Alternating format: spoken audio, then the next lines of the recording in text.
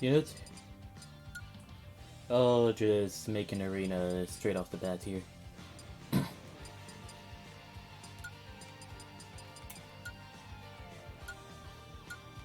Oh wait, I already have Mechanical Rhythm as a song in this rotation.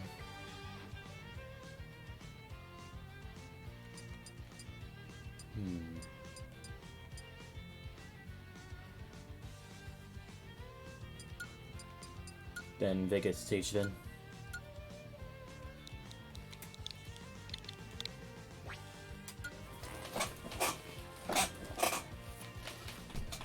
Alright, today's arena ID is 4YGDV.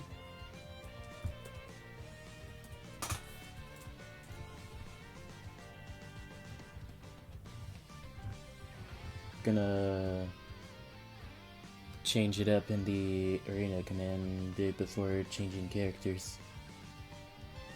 Though at this point, with the character that I've chosen, I'm always changing characters.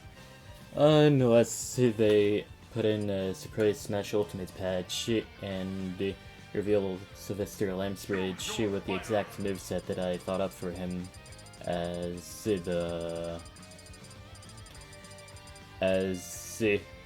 Wave 1 Fighters Pass 3 or something. Seems insane, but actually no buts about it. We're doing Lisa Trainer.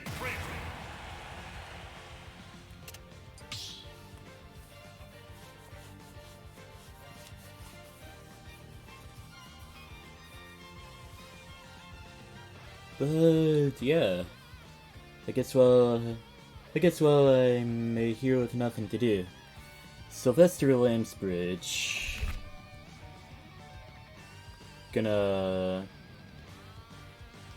Okay, well, no need to pull up the moveset doc for him. But yeah, on the outside he's kind of a messy fighter, since he wasn't really made for fighting and all that.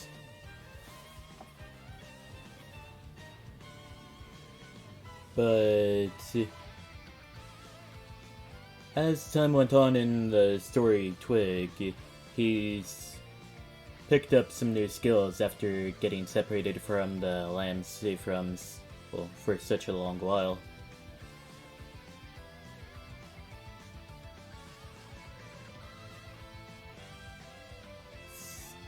And it's all thanks to his,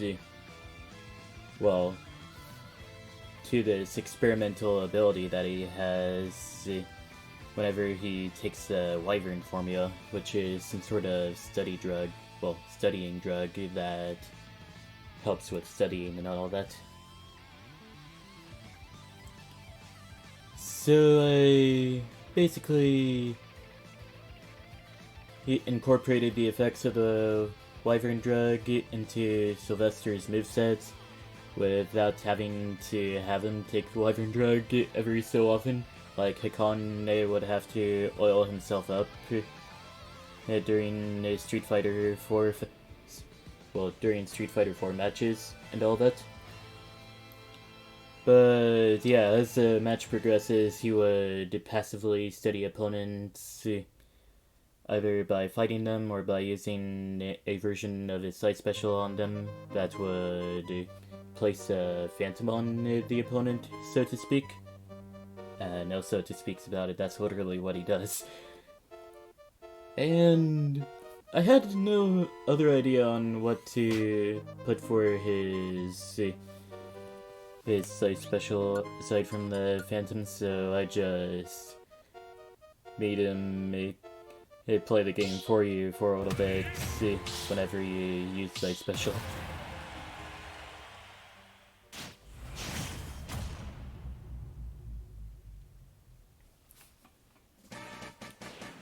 Oh yeah, the main reason why I talked about the Sylvester Lambsbridge movement in the first place. So I made it so that for his down special,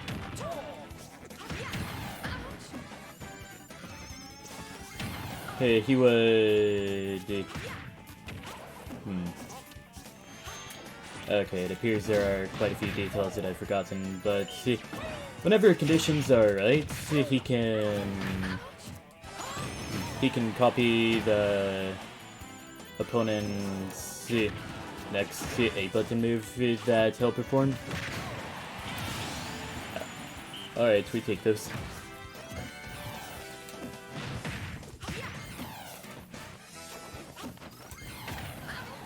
Oh well, good thing I didn't use the sun there.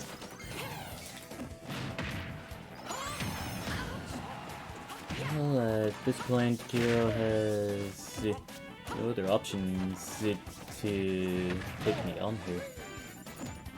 Either that or that's just sad side effect of joystick drifting or something.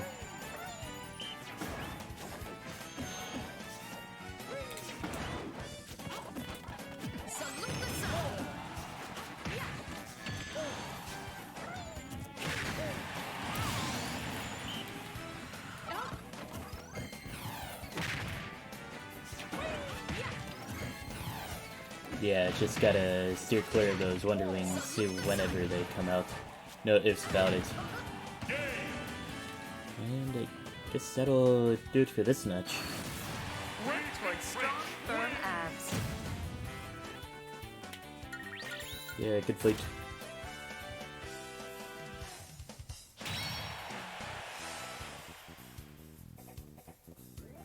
Just felt like I had to say good fight there.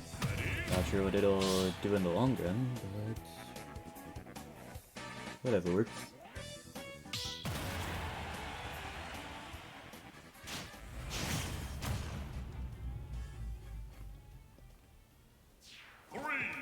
Anyways, on to Dreamland we go. And it looks like I'll actually be commentating matches now.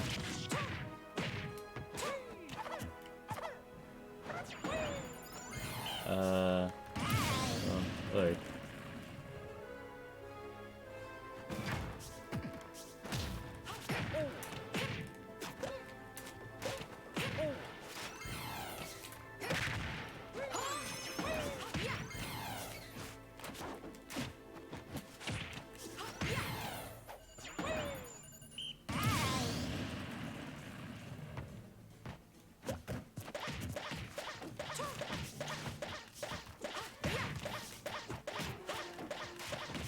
I've actually never seen Banjo not turn around with that form of neutral special before.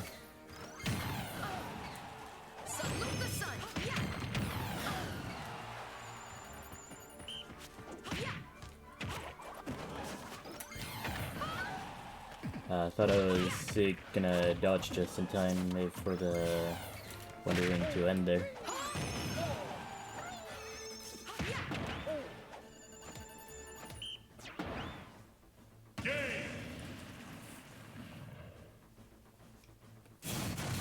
You're wobbling.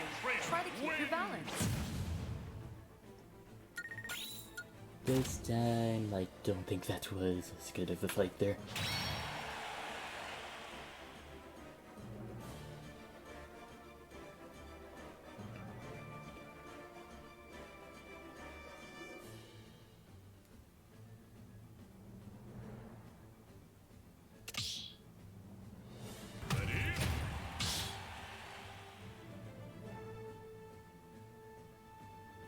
I'd do one more match as we fit, and then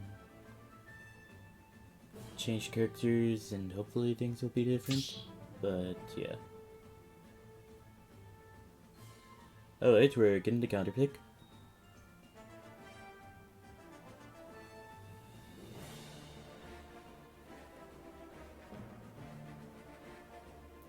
Maybe even a counter picking to a different playstyle, even? Who knows?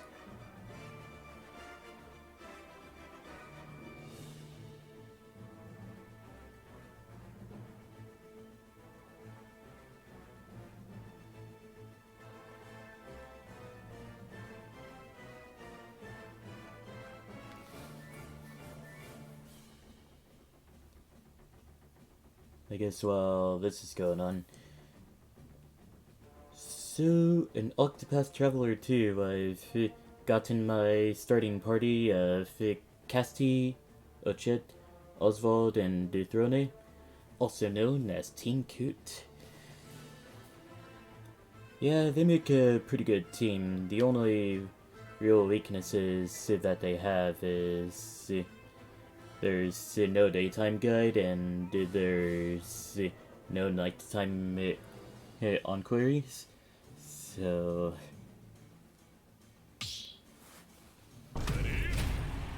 Alright, now that hit.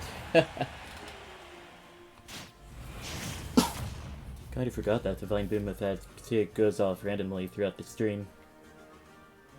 Though I did make it rare in recent times. That ain't Falcon Punch. There we go.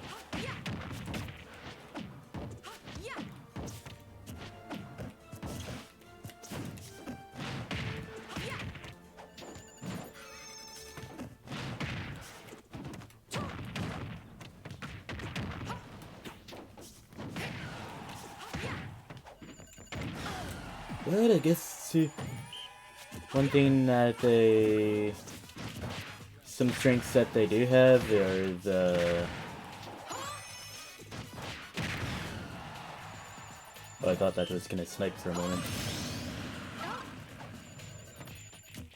So I guess one strength that Team Coots does have though is...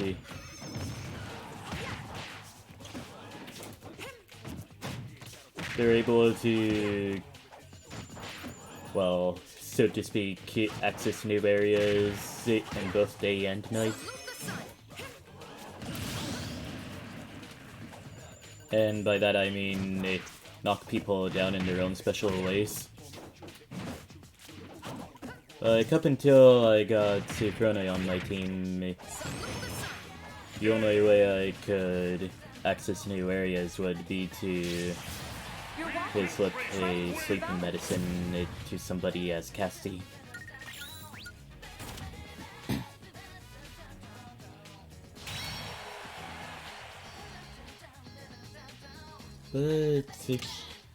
But after that, there's Throne's night action, that being Ambush, is guaranteed knockdown if she's at a high enough level. And that's pretty alright, honestly. But of course, if for any reason I need to fight somebody to be at... well, if I have to fight anybody to get some sort of knockdown, then Ochet would be the way to go.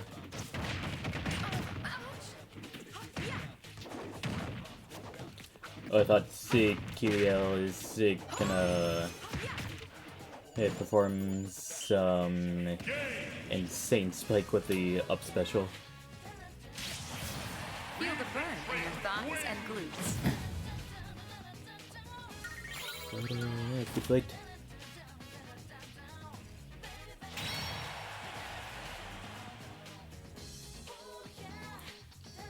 I guess as for other stuff that the team's really good at would be item acquisition. And honestly, Throne and Oswald do cover each other really well. In which Throne's daytime path action is steal from people, and Oswald's nighttime path action is to mug people for their items.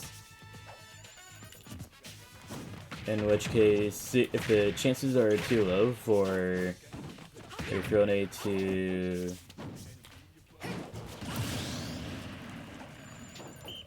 well, if the chances are too low for Throne to steal an item from somebody, then Oswald can see if he's at a high enough level to... well, not high enough level, but high enough power scale to beat that person up and gain their hard-to-steal item. Hopefully, anyways. Since NPC locations can change during the day and night. So...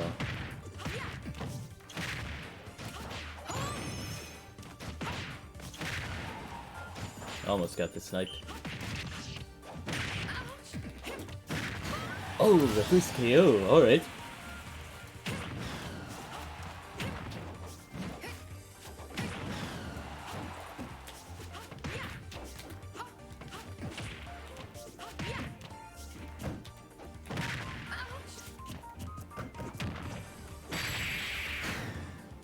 And then the jab 3 to imagination takes out Kirio's final stock. You're wobbling. Try to keep your balance.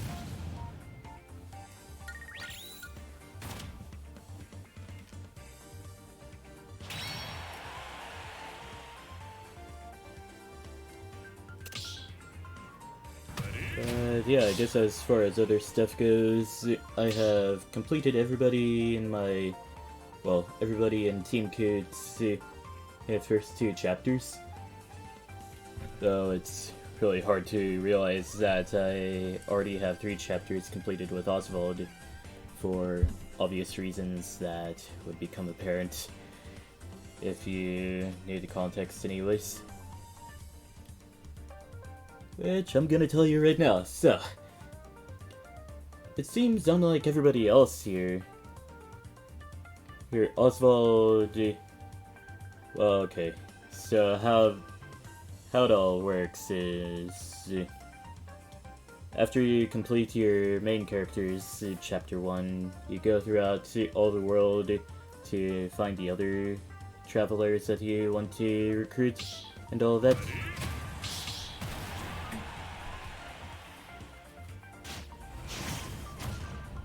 And unlike an Octopath Traveler 1, where you have to beat the characters Chapter 1s before they can join your party, you can just have them join your party outright and complete their Chapter 1s later. Which makes a whole lot of... well, okay. To put it in a way that makes more sense. Canonically, whenever you're able to travel the world in this game is whenever everybody else is able to travel the world and all that. You're not stuck in their Chapter 1 towns, so to speak, until you find them and help them complete their story. So at the same time, say that Cassie has dealt with the water problem in Canobrine.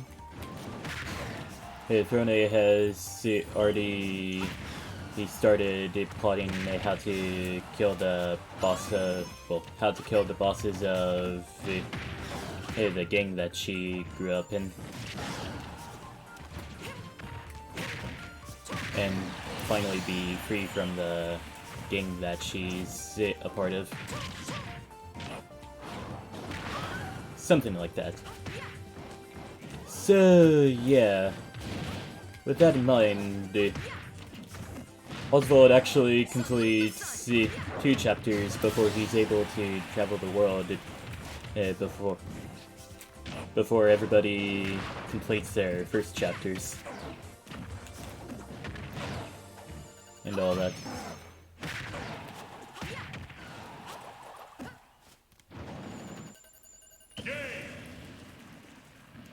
Which is a testament to how smart of a man Oswald is, being a scholar who managed to escape to Frigette Isle, which is literally the Alcatraz of the Octopath Traveler 2.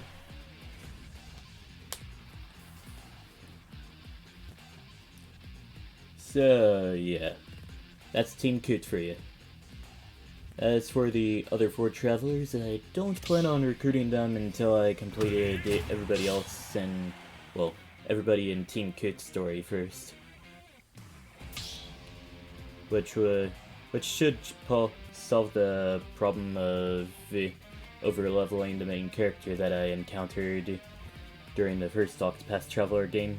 Therion was like level 50 while everybody else was around level 30 or something. Insane stuff.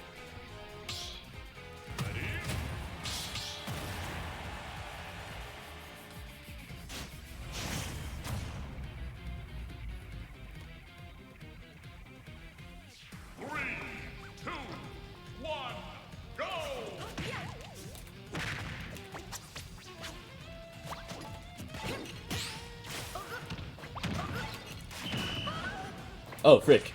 Kirio might actually be an Isabelle main.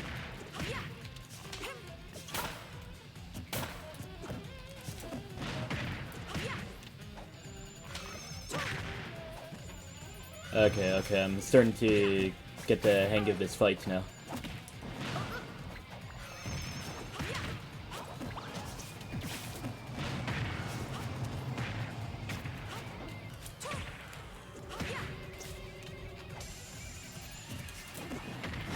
Old tragedy as far as the recovery goes.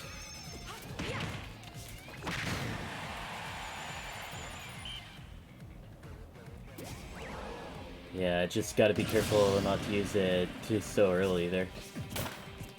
Or else stuff like that will happen.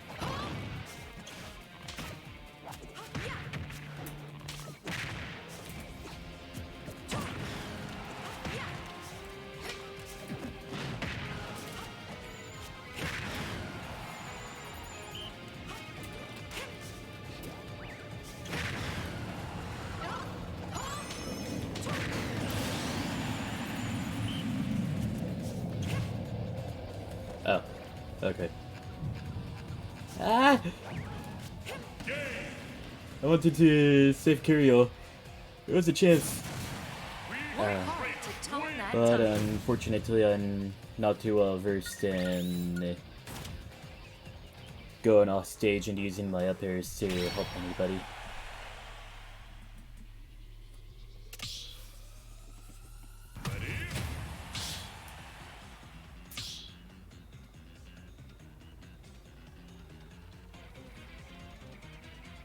Oh well.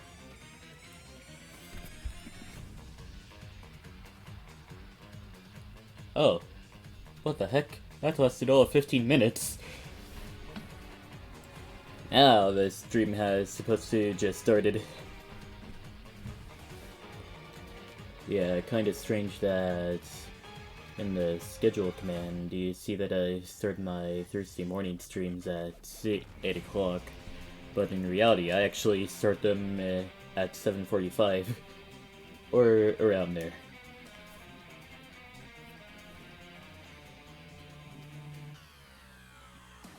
But it's been fun playing. I'll say that much.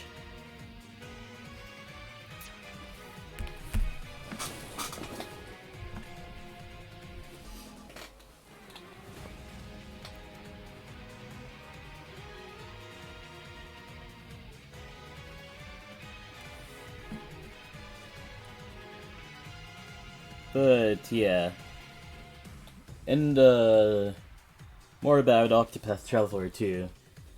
After a certain point in progression, you will unlock a new type of stories in the game called Cross the Paths, in which two of the main characters in the game would actually spend a chapter together.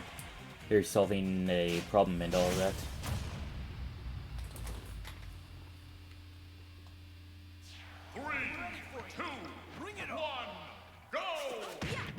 And yeah, the first game in the series, it kinda just was severely lacking as far as interaction between party members go. It's like the only thing that Octopath Traveler 1 had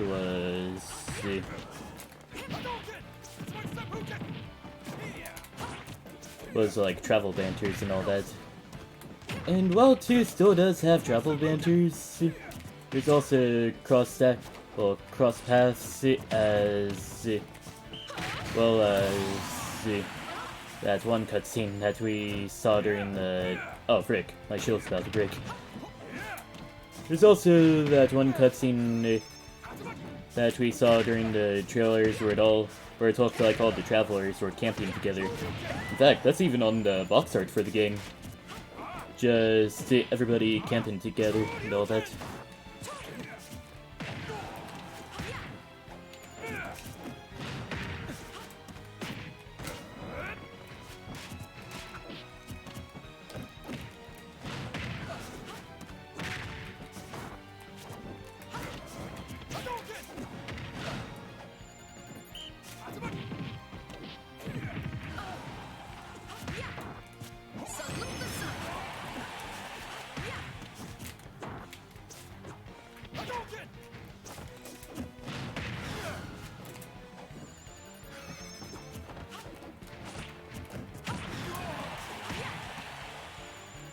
Thought I would make the ball go further off the stage there.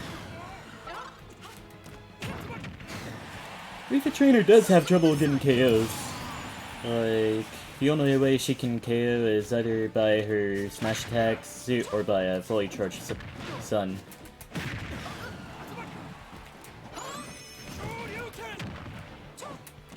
Oh yeah, deep rooting and forward tilt can also work as far as KO options go.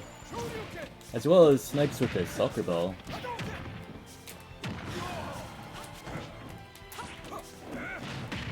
Kinda surprised that up tilt didn't hit me at all there.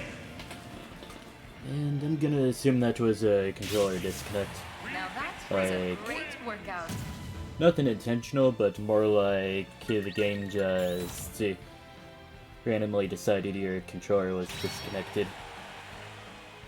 Which, yeah, that's really unfortunate that the game decided now is a great time to do a little bit of trolling. But yeah, have a good rest of your day, Chills and Kiriel. Next up, we got Wii Fit Trainer versus Nathan. Or maybe it's supposed to be pronounced Nathan. 3, 2, 1, go!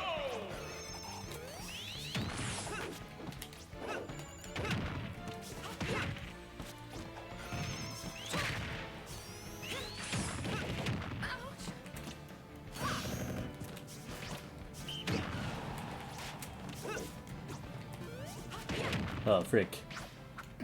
This lag is actually a little unbearable here.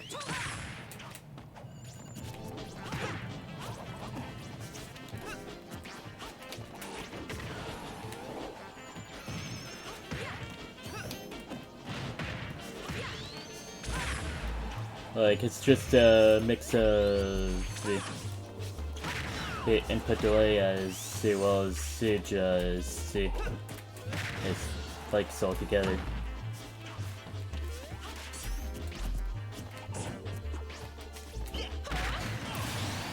Oh well, at least I managed to snipe Peyton with the forward smash there.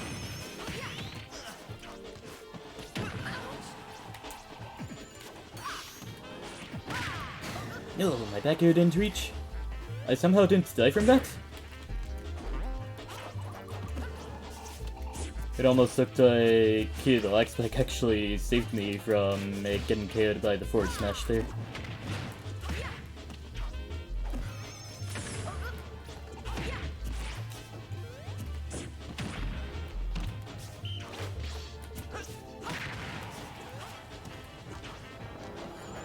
Wow.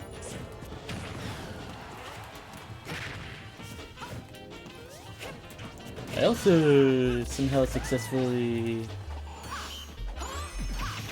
just went to the other side of my soccer ball and still managed to hit it with something.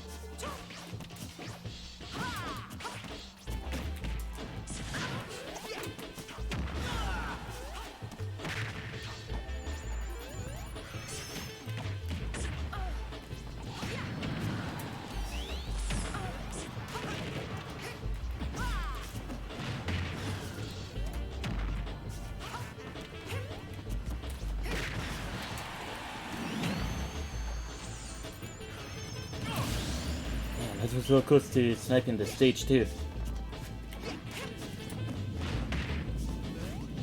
And I guess Nate already used the double jump there.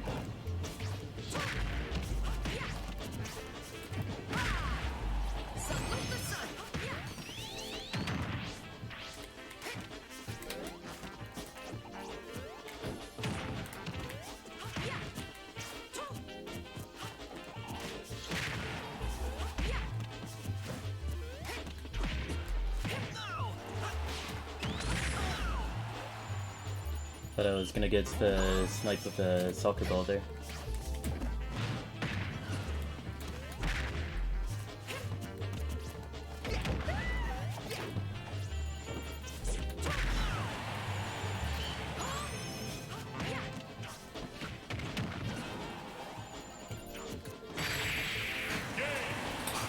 And yeah, the forward tilt takes out Nathan's freestyle stop. You're wobbling. Try to keep your balance. I'll be that for that match. Good fight though.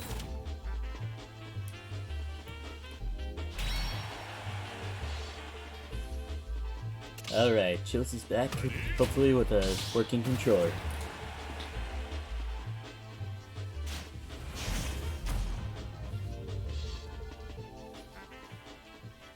Three, two, one, go! Anyways, on to Battlefield we go.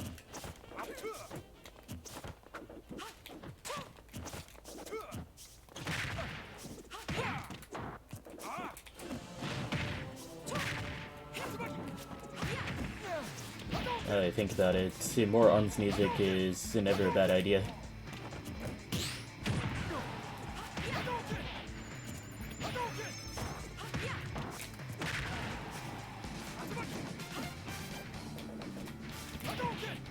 I was anticipating a Hadouken, and apparently Wii Fit Trainer is really good at low profiling a lot of the stuff that the Shotos have. I should have that? Huh.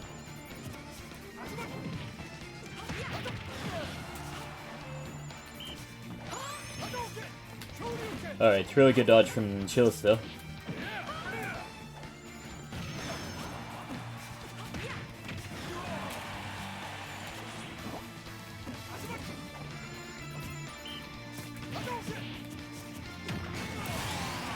Thought another Hadouken was gonna come out, but I guess down tilt to KO could still work.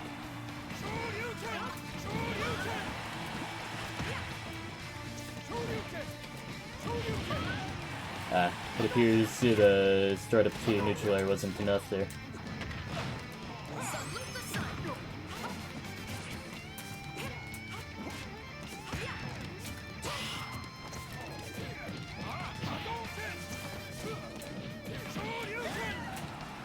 How am I not KO'd yet?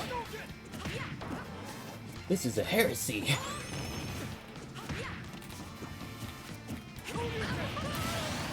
But now, because of big body privileges, thanks to the Wii Fit Trainer back air, here we finally got a KO.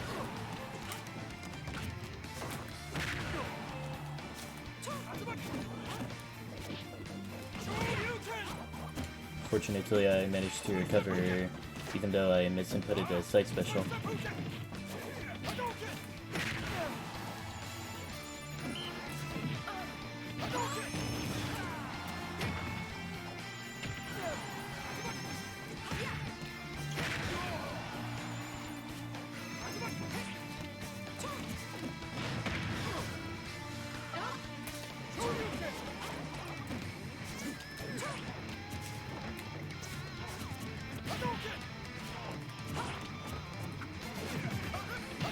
It was meant to be neutral air instead of the jab 1 there.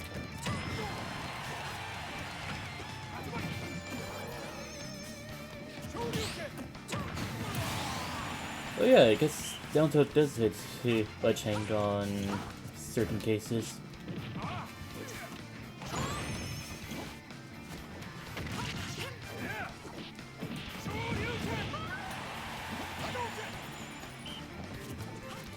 Okay, so maybe Wii Fit Trainer's a lot heavier than I thought she was.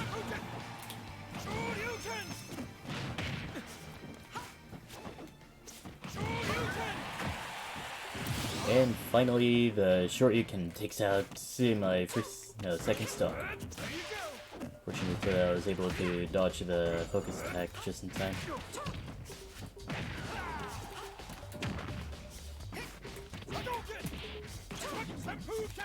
No way, that's clanked.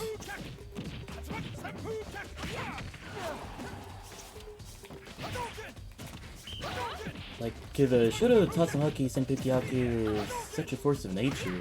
It really shouldn't have clanked, yeah?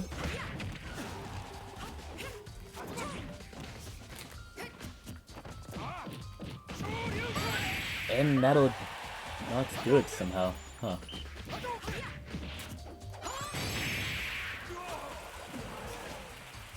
Okay, no one's getting robbed just yet.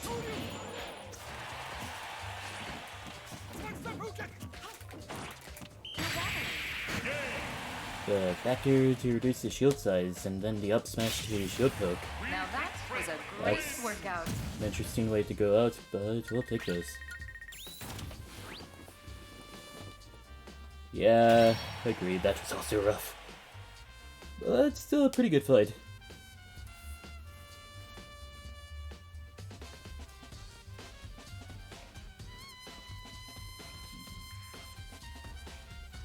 Anyways, on to the next fight with Wii Fit Trainer versus Coast Byleth. Now that I say Coast Byleth, I think I might have actually fought this guy before.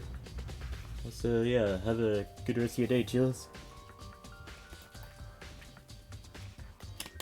3, 2, 1, go! Fail not!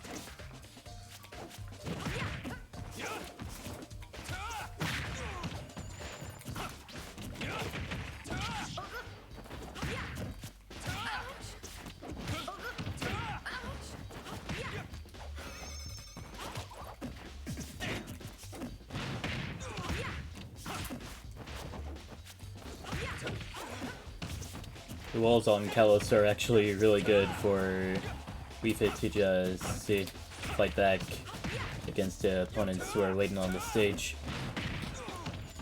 Alright.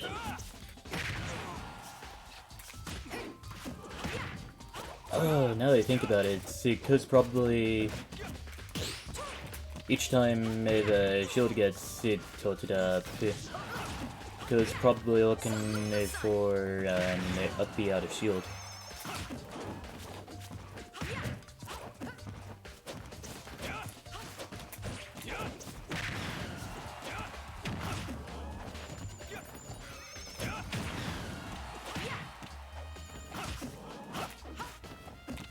That would have been something.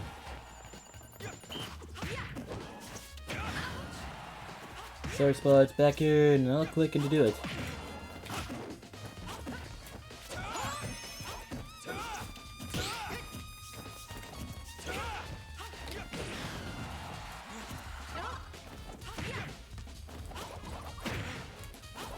Somehow I'm still alive.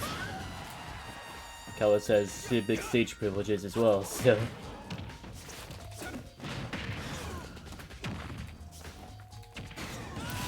And do the back hit of 4 tilt, header, kicks out, goes for stealth, yeah.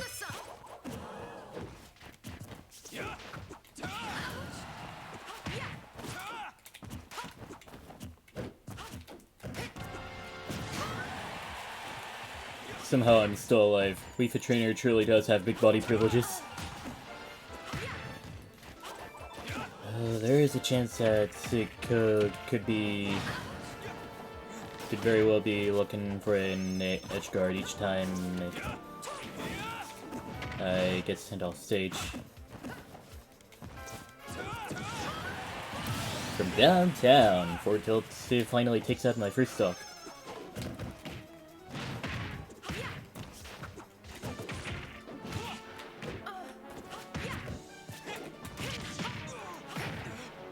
Yeah, that neutral air should have hit from Byleth. Ah well.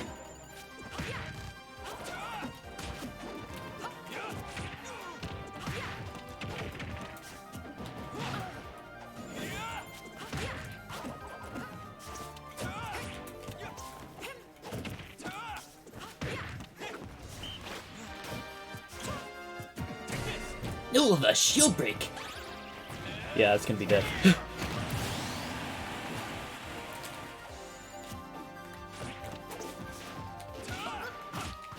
Wait, now that I think about it, see. Not only will I get KO'd pretty soon. Never mind, we're good.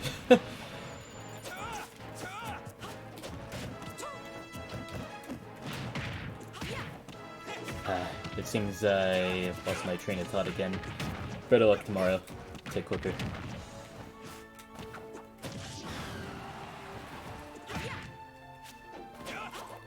Oh yeah. So the shield getting tilted up from Ko is actually...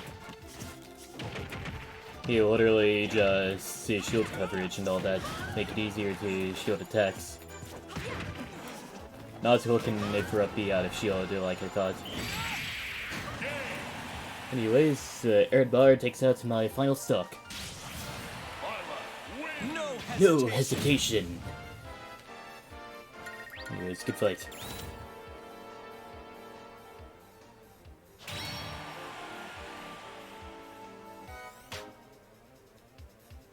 Alright, Chills is back once again, probably with a working controller. Here you go. Ko on that one after all, so...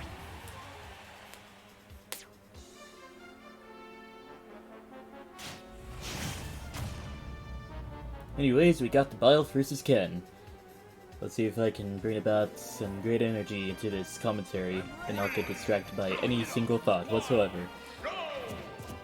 Anyways, here we are on the Kalos Pokemon League once again. We're seeing a pretty decent neutral between the two characters. Yeah, Ken may have the advantage, but that doesn't stop out from trying to dominate the ledge though.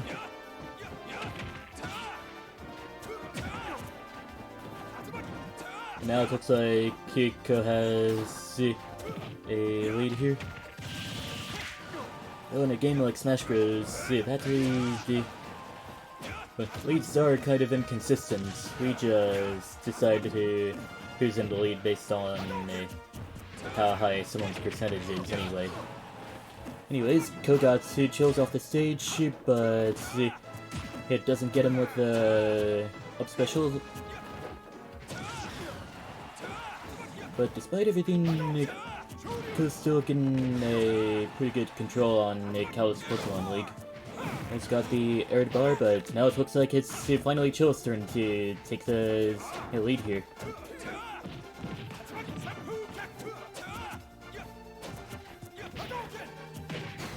But then the shield poke forward air takes out Chill's first stock.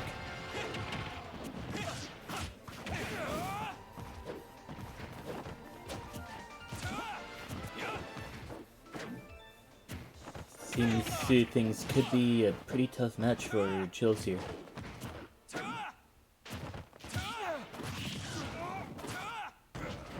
Ko's just going on to keep the advantage and all that. And I think that's Fionod's when trading between Chills' legs here.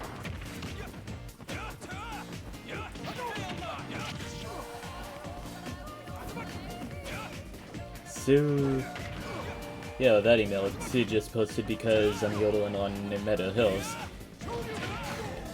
The sweet spot, forward air takes out Chills' second stock.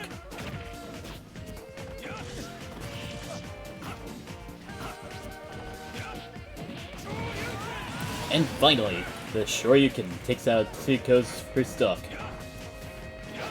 There's a bit of a ways to go, but every step will count towards something huge in the end, that's for sure.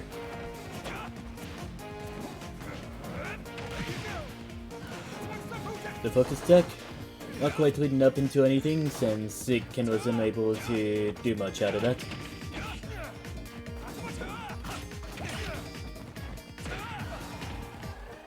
Ko's starting to get that fire back though.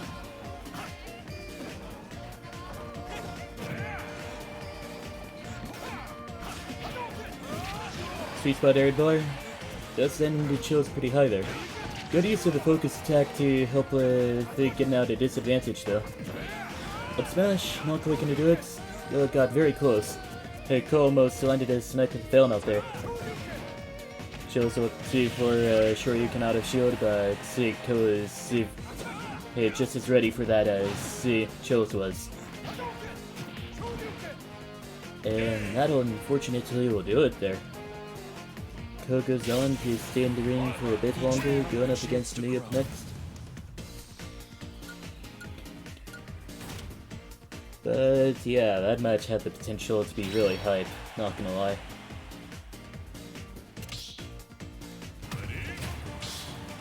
Anyways, now we got the Byleth versus Wii Fit Trainer once again. In which I won't be commentating very much, for obvious reasons.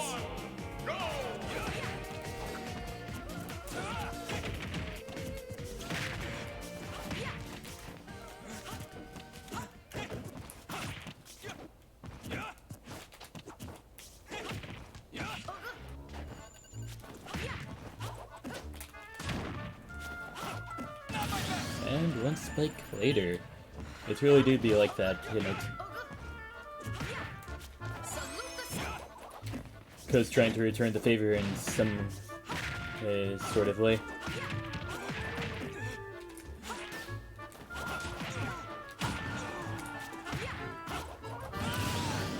That could very well have led up to my KO there. Well, my fall, I mean.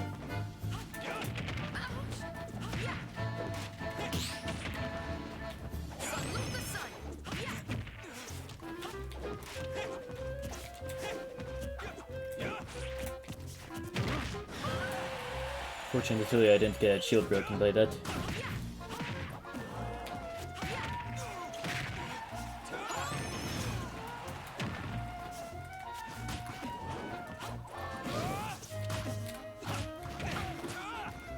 And fortunately, I did get the red DI for that, but that air dodge is gonna lead to my demise there.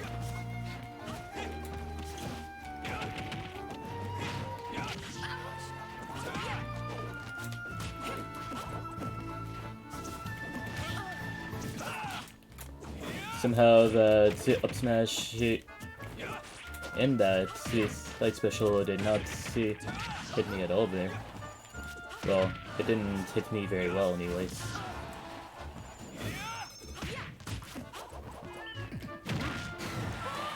Now that's some good coverage there. It's like... yeah, now that I remember Byleth's down smash, it does have a blind spot to right by Byleth. Yeah, nothing happened there. It does have a blind spot to right by Byleth. But then again, which Byleth will be using down smash so much and winning so much? No Byleth that I know of. Well, okay, maybe me. Alright, have a good rest of your day, Chills. Anyways, I go up against Nox up next. Gonna stay in the ring for a bit longer. We got the Wii Fit Trainer versus Lucas.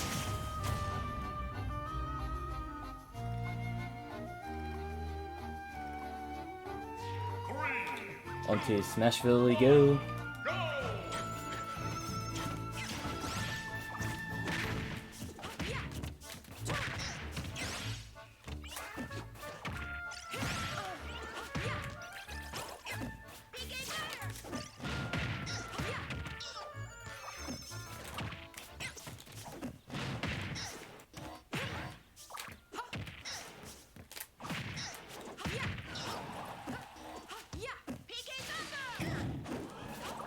Almost went for something crazy with it down there.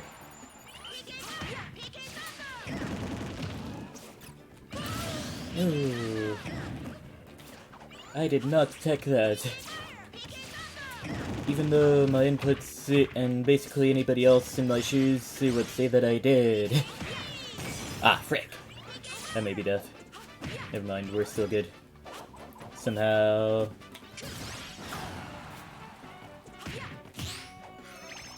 I already used my jump apparently.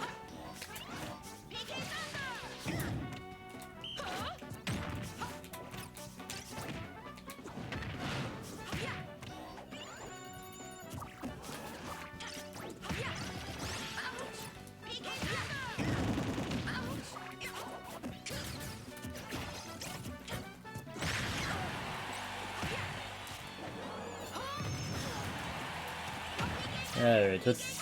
Oh. That's how Nox chooses to recover. Unfortunately, the PSI magnet can't absorb the soccer balls, or else it would be an absolutely broken move in the Wii Fit Trainer matchup. We're good. Okay.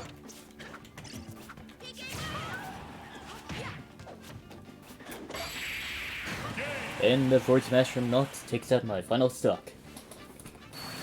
And Nox goes on to stay in the ring for a bit longer. Well played, honestly. Suppose it was about time for me to not be the Wi-Fi warrior today.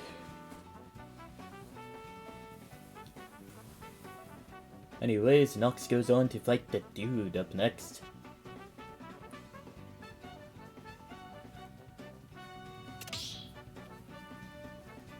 Probably the first time I've ever seen a mummy profile picture in Smash Bros.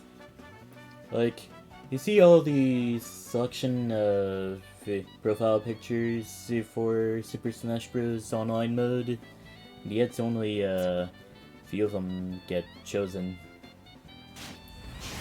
Like, do you ever see the Fly Swatter profile picture get used other than me and there's some other people who decided to choose violence the day they chose this Fly Swatter profile picture? Yeah, probably not.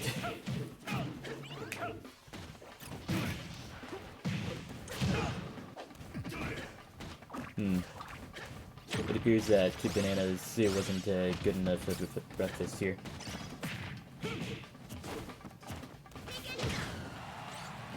Well, at least I have a whole lot of Snickers in my room for some reason, so... Not gonna be no funny walking animation for this one.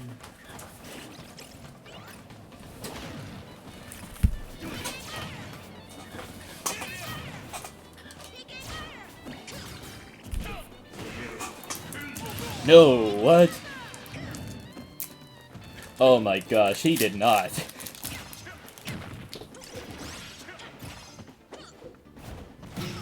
I mean, you really gotta be careful when using kamikaze command throws or something like that. Because your opponents may just as well recover from that if their recovery is good enough, first off.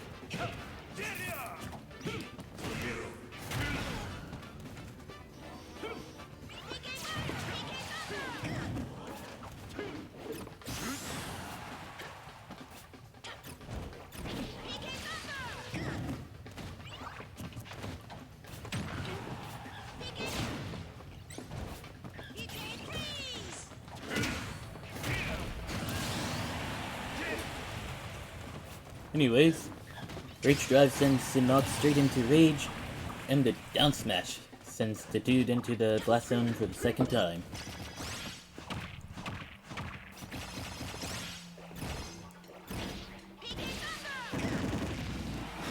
Saving the dude? After performing such a fancy combo such as that? Oh, no jump. And probably no up special either.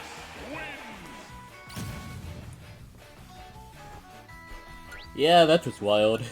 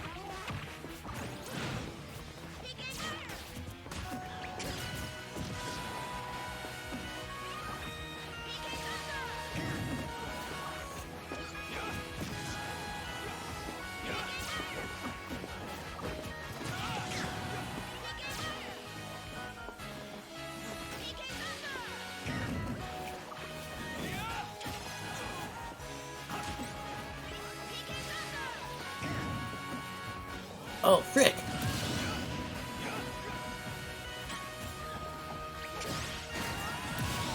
Oh well, at least Nox made it right there.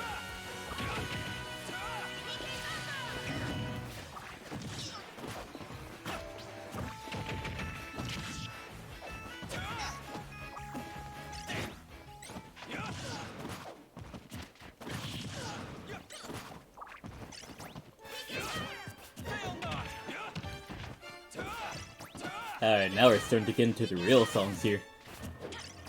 Or the songs that make you say, real stuff! Or something like that.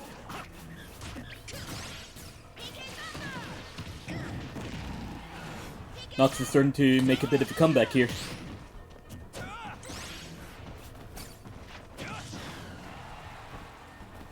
Doesn't exactly stop Ko from... Oh man. Okay. Guess we'll find a good fight between these two elsewhere then. Well, okay, maybe we can still find it in this match.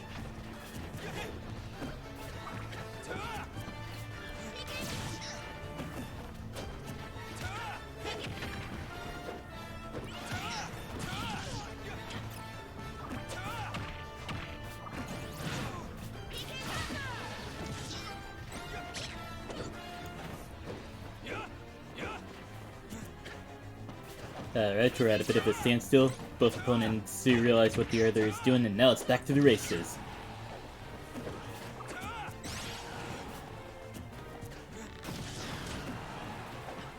But yeah, those fail notes are gonna be doing wonders to keep Nox away from Ko during Ko's disadvantage. But that back air will take out Nox's final stop, and Ko goes on to stay in the ring for a bit longer.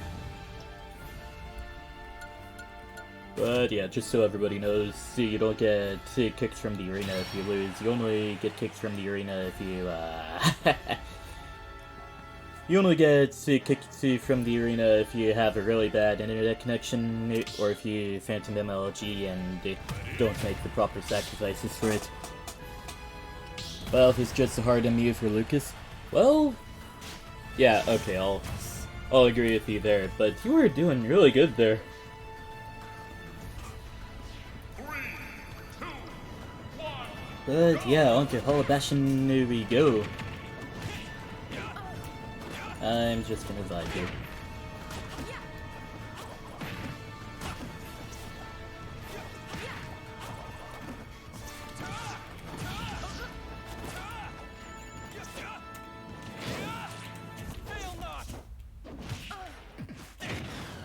Fortunately, that wasn't the sweet spot forward smash there. Else I really would have been in trouble.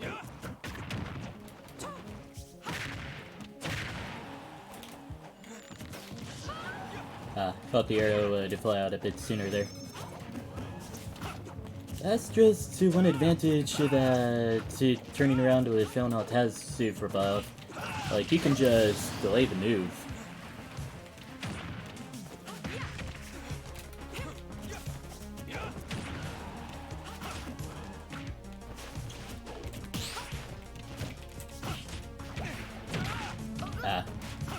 I didn't DI the correct way there.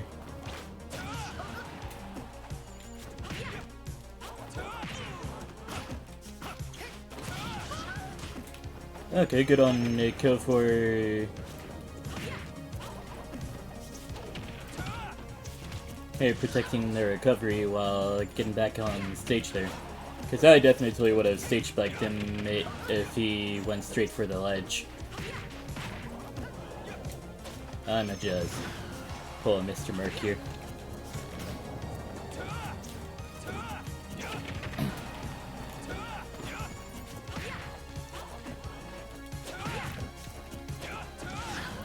No way that forward tilt didn't hit there. Frick!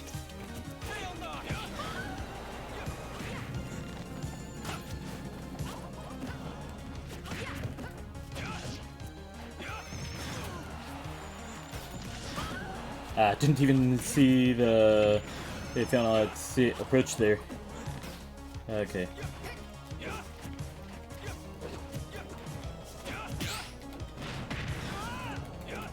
Alright.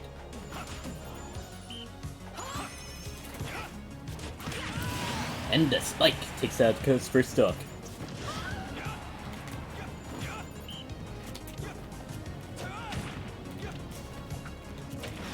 Gonna have to play a little campy here. Heal up a bit. Alright. I mean, FIFA Trainer would never heal anything too significant when using some salutation and deep breathing, but it's always cool to dream or something like that.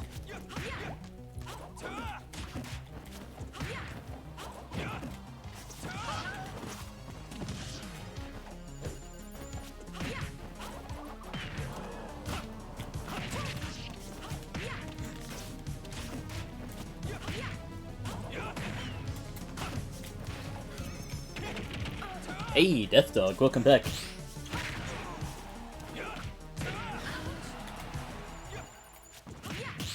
Oh, I thought HRU was another way to say hello, like, hello.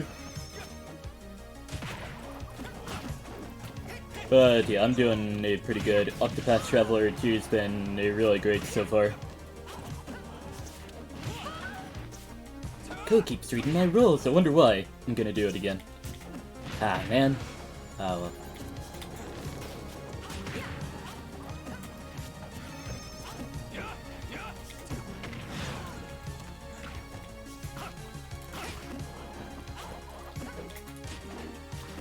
Kinda surprised that down air didn't hit at all there. Alright, now it's on to the final stretch of the battle.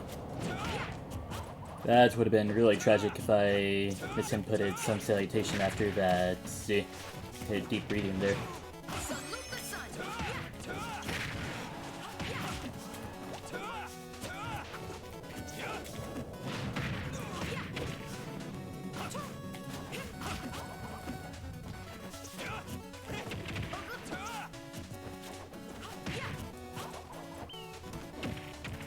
Fortunately, I was out of range of sweet spot forward smash there, or just any sweet spot air bar move.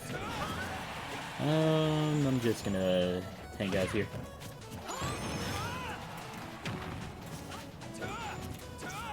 Okay, that's kind of scary. FIFA Trainer can land during a juggle in the first place, so you just gotta play it carefully here. Should be working right now, so you're only gonna play 1 or 2 games. Alright. Anyways, good fight.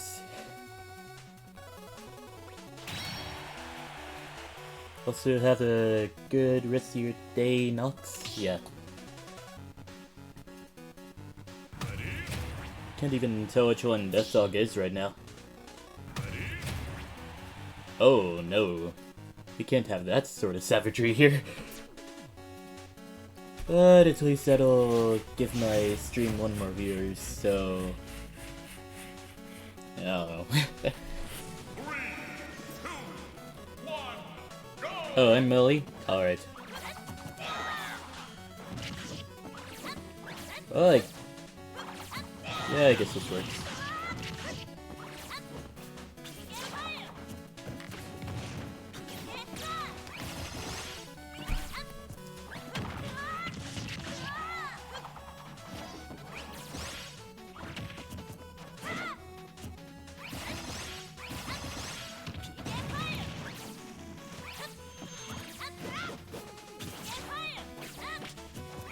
Anyways, things are kind of looking like Super Smash Bros. Brawl at the moment.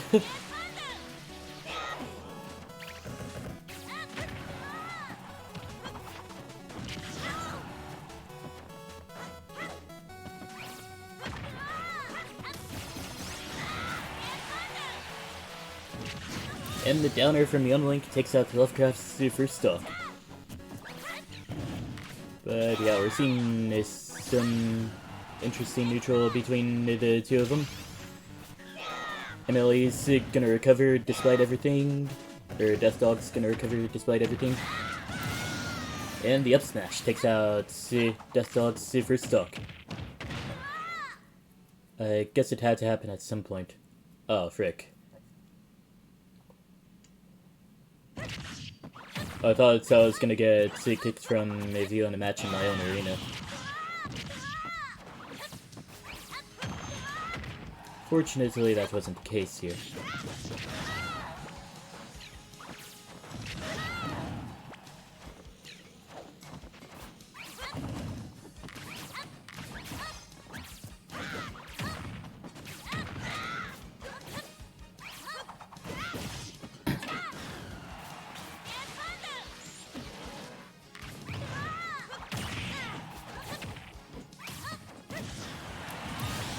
And the dash attack sends Lovecraft into the blast zone. And Death Dog is starting to get a really good advantage here. Lovecraft rolls right into the spin attack and faces the punishment.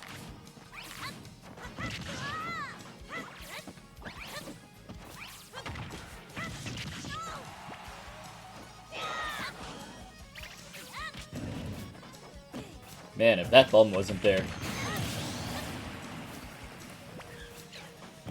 Ah, well. I guess it'll help. I guess it'll help Death Dog keep performing some cool combos at the least. I also just realized that I could have thrown away the Snickers wrapper here way earlier.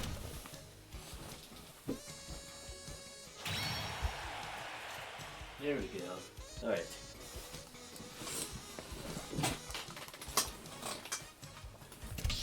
I'm gonna try not to camp too much in this match. Mainly since you got work to do and all that. 3, 2, 1, go!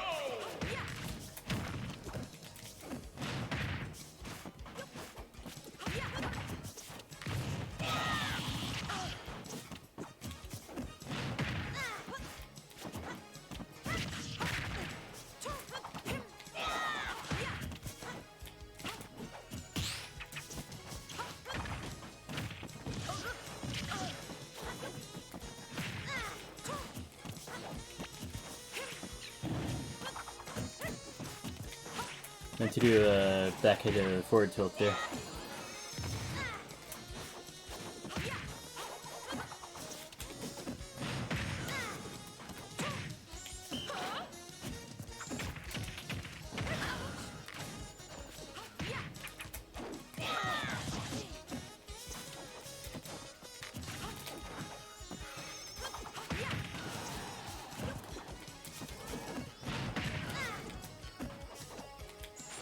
Not exactly what I meant to do there.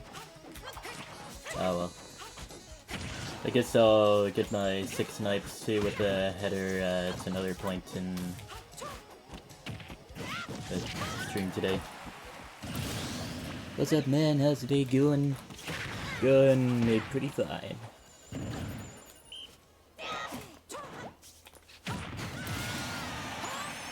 Oh, I already did have some charged up.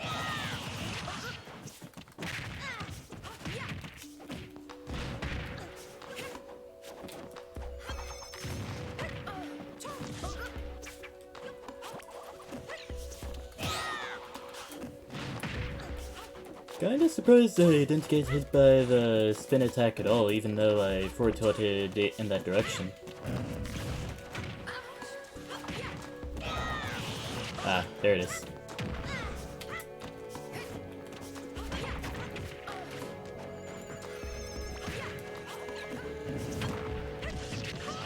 Forward air doesn't quite do it,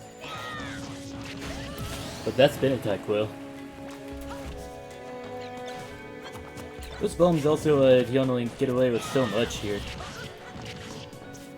making Yonalink a very effective rushdown character inadvertently, it seems.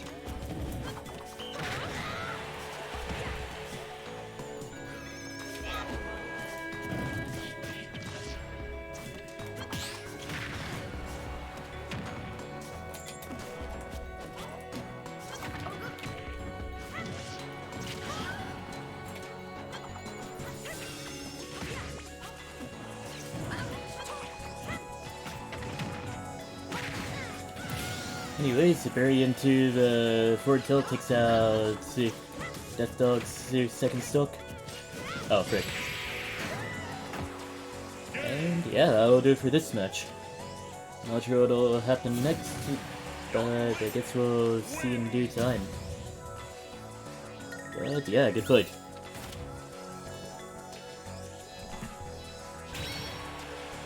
But...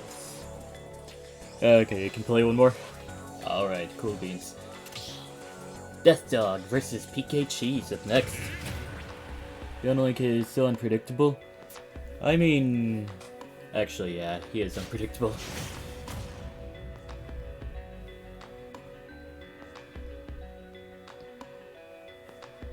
Just has so many options, true. It's like, people wanted Doomslayer in the game, but they already have Doomslayer in the form of Young Link, so...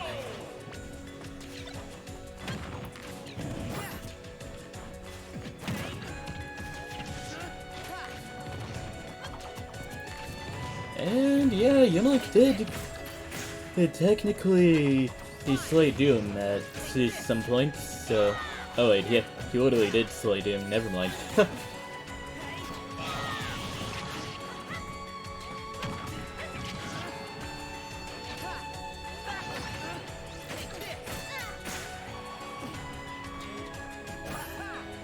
So Reverse Smash almost carried him to the lead there.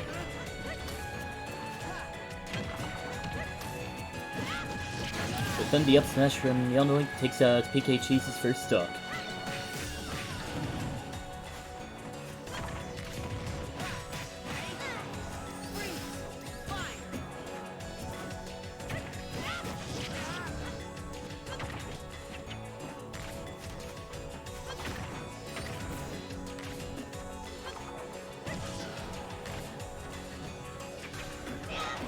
Oh, Death Dog really went deep there.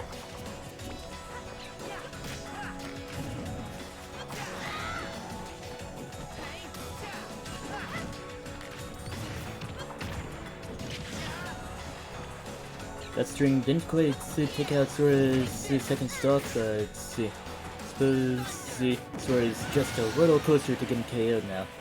Anyways, Sundaga takes out Death Dog's first stock.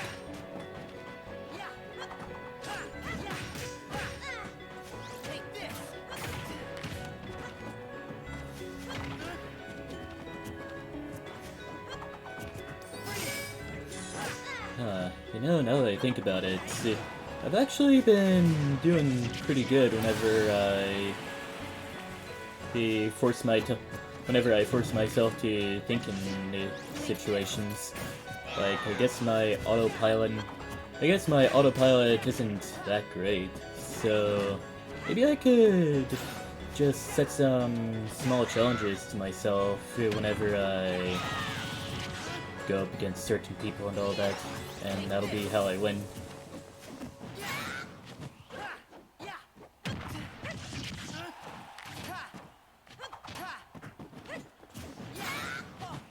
Actually, yeah, I'll just change characters real quick to see if my theory's correct.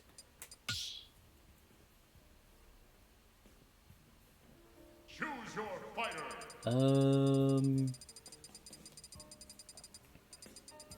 Like, previously I was doing pretty sloppy with Robin and Byleth, so... yeah.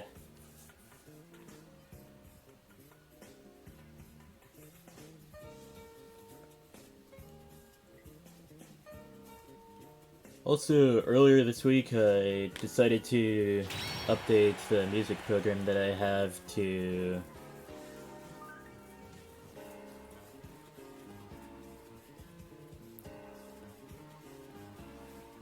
GG, he throws so much at you, it's hard to handle. Right. Anyways, have a good day at work, Death Dog. I'll let you two battle it out and see. Yeah, PK Cheese did win the match after all. But yeah, as I was saying earlier, I did add some new songs to the program that's playing all the music. And I decided to wait for a built-in feature to activate. Well, I decided to just have the songs play out until the new songs appear in the program. What I didn't realize is how long that would take. Cause now that I really think about it, there's like 100 songs in this program at the moment, and on my phone I have around 200 songs just for reference, and it takes over a day to complete the shuffle as far as the music goes on my phone. So, man, now to wonder how many streams it would take for the new songs to finally get mixed in.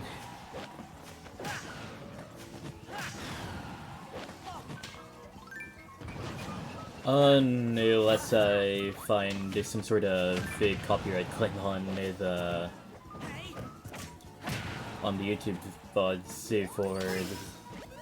on the YouTube VOD for the previous stream that I did, and then this stream or something like that, then I would just completely restart the playlist. Anyways, I should get back to commentating the match. Both players are at a really high percent, and yeah, the way that this Sora sub-special works in conjunction with side special kind of promotes the use of Sora, well, kind of promotes Sora using up special on stage more often, since he can just dash around with side special. Which kind of leads to this conundrum of panic side specials after a miss up special, it seems.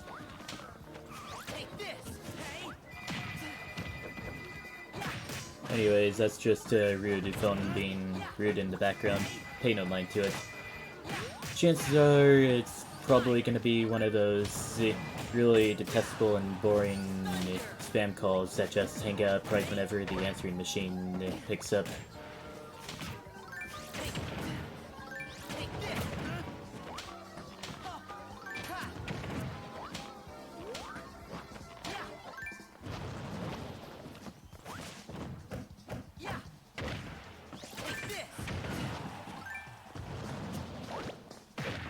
Yeah, alright. Anyways, forward smash takes out Key's second stock.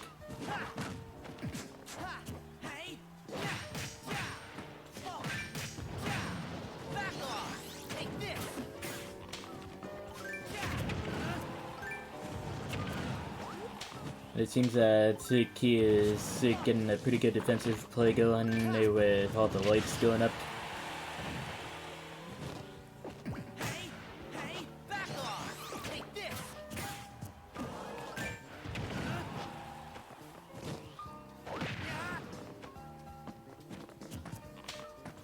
Now Key just has to land a KO here.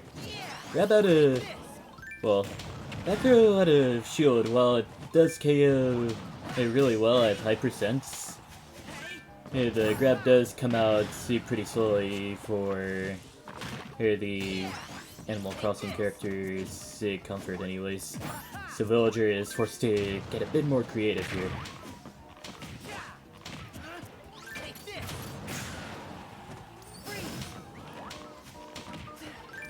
In fact, that just seems to be the case with a lot of Villagers' great kill options, like the Gyro, well, not Gyro, the Lloyd, it just is a little slow.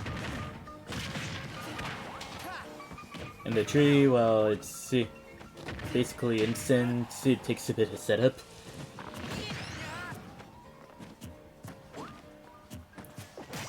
But yeah, those are just the wills of the Villager here.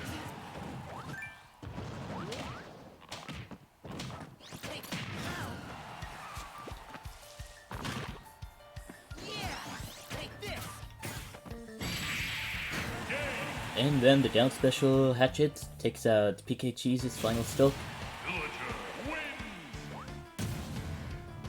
And Key goes on to stay in the ring for a bit longer. going up against my Robin up next. Was about to say Wii Fit Trainer, but then remembered that I switched over to Robin to test out a theory of mine.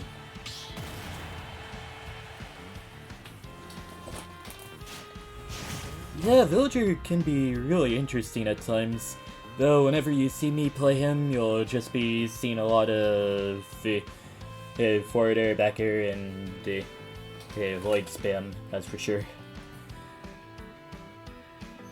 3, 2, 1, go!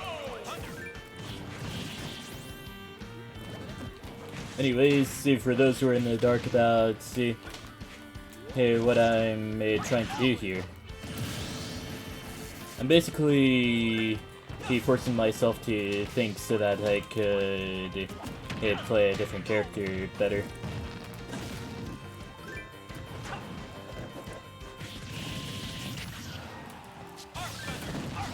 No, I failed the challenge! The challenge that I put forth for myself is basically called "We Don't Spam Arcfire Around Here."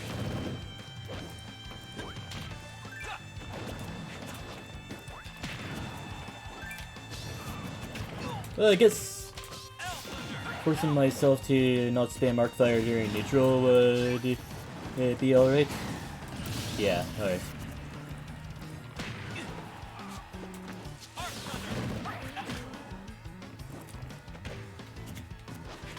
Kinda surprised that Nosferatu didn't do too much there. Well, I wasn't in neutral, so I guess I didn't fail the revised rules to the challenge.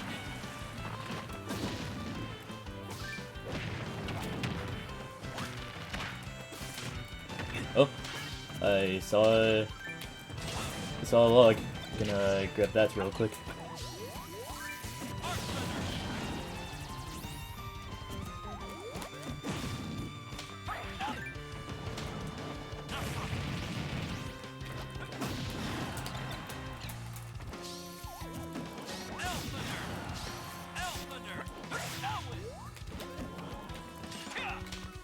No matter, I'm gonna still try to use Arcfire as few times as possible here.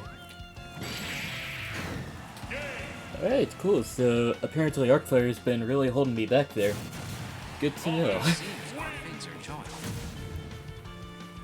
Alright, I hate to break it to everybody, but we no longer spam Arcfire here. You only just throw it out every once in a while now. Unfortunate, I know.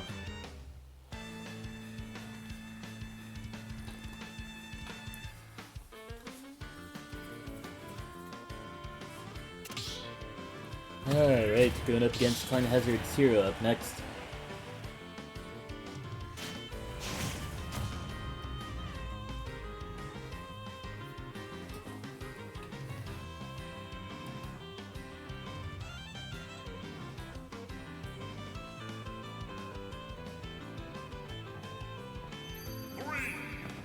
Onto Smashville we go.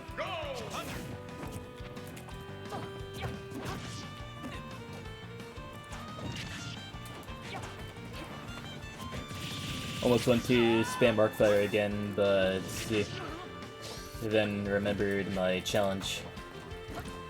Also, this battle seems extremely crunchy.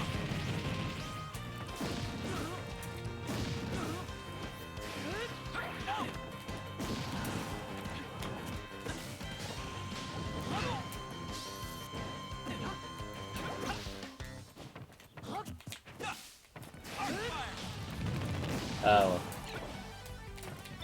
I've already somewhat completed my challenge, so I'll just start to season Arcfire whenever it's profitable again. Alright, good Flame Slash.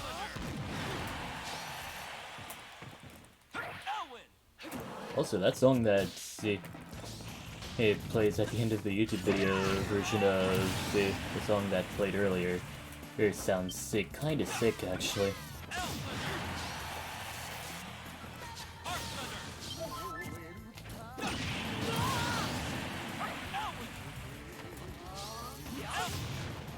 Oh yeah. Oh no. Okay, good. I thought he was... Oh, the slow Zero to death? Hate to see it happen.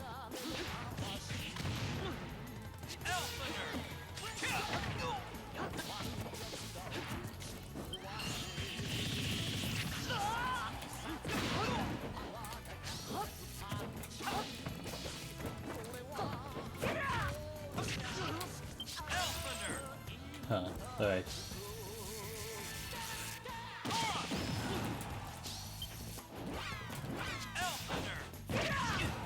I almost got the read twice there.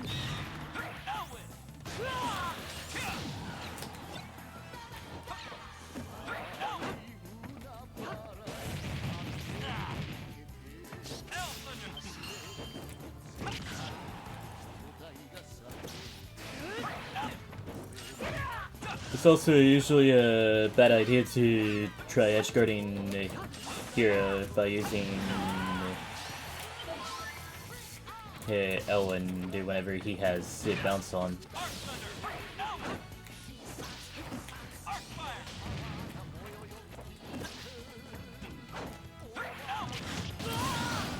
Okay, I guess we could just say that was just as planned. No, stop it, Clipper, you're not supposed to spam Arcfire in neutral. Yeah, good man. He still lost though. Okay. Anyways, Climate Hazard goes on to stay in the ring for a bit while... wait. I'll only kick them out if anybody else complains about the lag.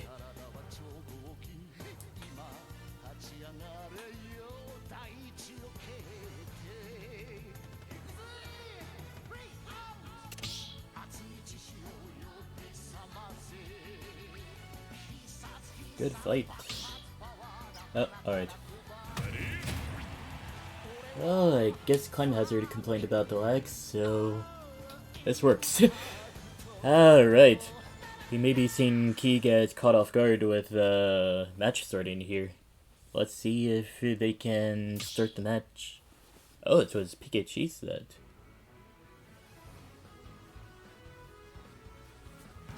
I guess we'll start the match here. Since I think PKG's already viewing the stream.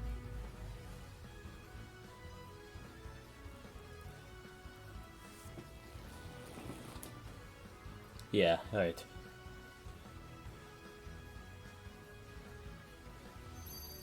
Anyways, on to WarioWare we go.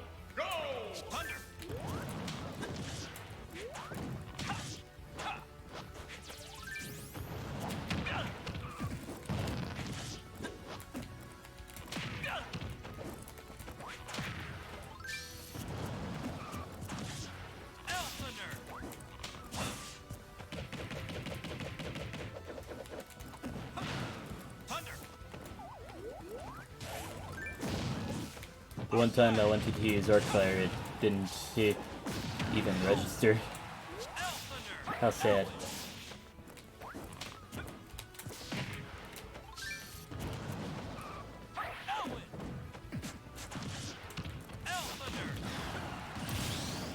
Oh wow, from downtown. Alright.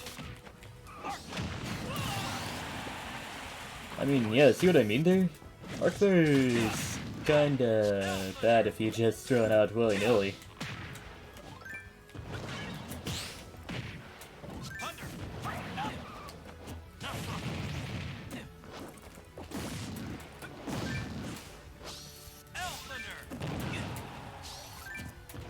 It appears that my object permanence needs a little bit of work here.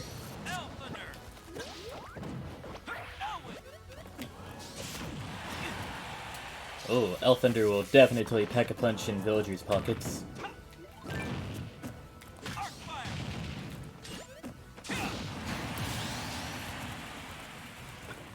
Okay. Levin's sword is still kind of regenerating at the moment.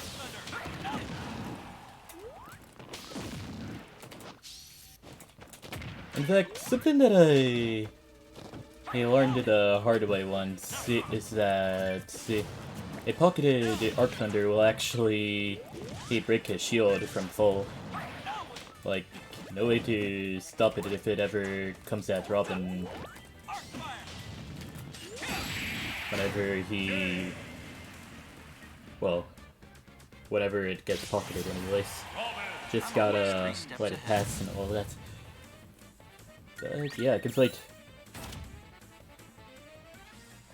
Though, it's safe to say I might have gotten it carried by the stage there. Oh well.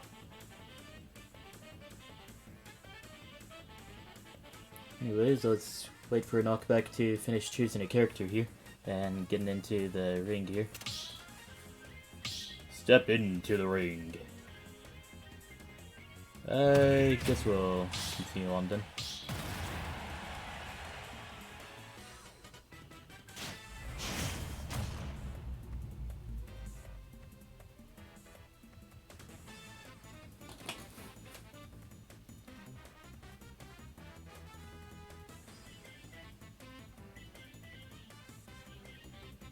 Wait a minute, Arc Thunder is level 2 according to tips?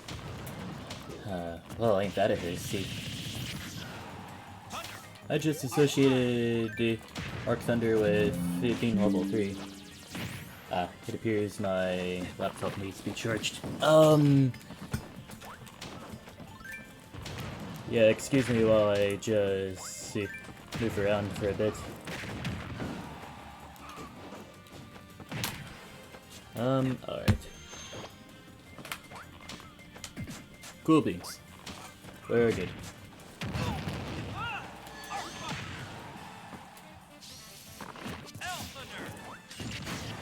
NBX takes out my first stock.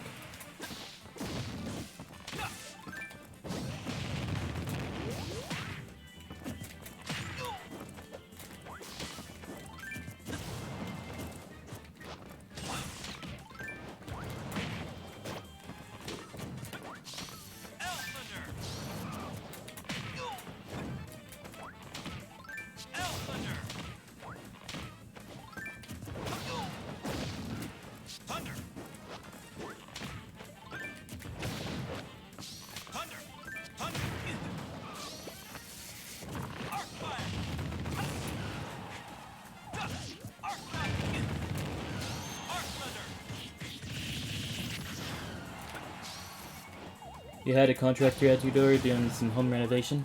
It's all cool, man. Ah, frick! Okay, we're good.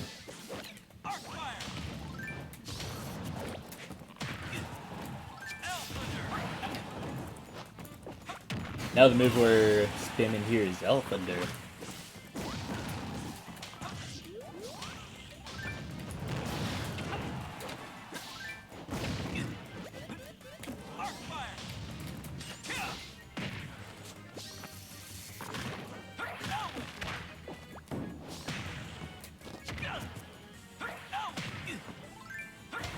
I'm just gonna... well, that's fortunate.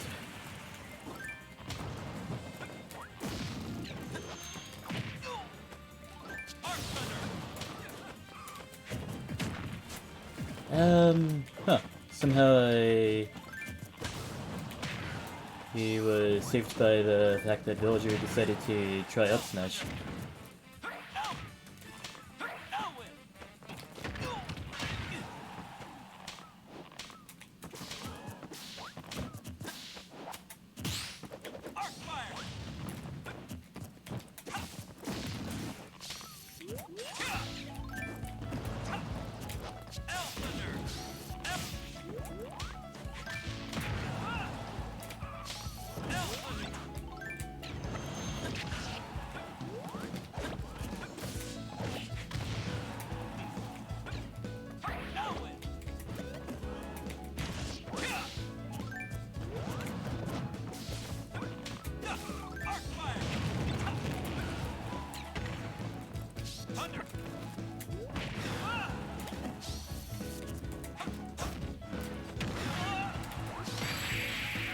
Yeah, I kind of fear there.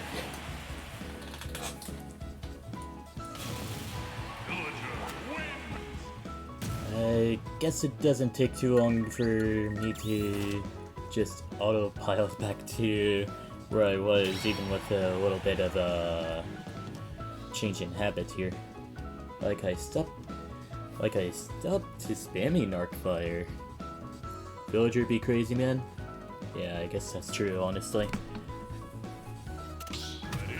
Alright, next up we got Key versus Knockback here. With the Villager versus Marth.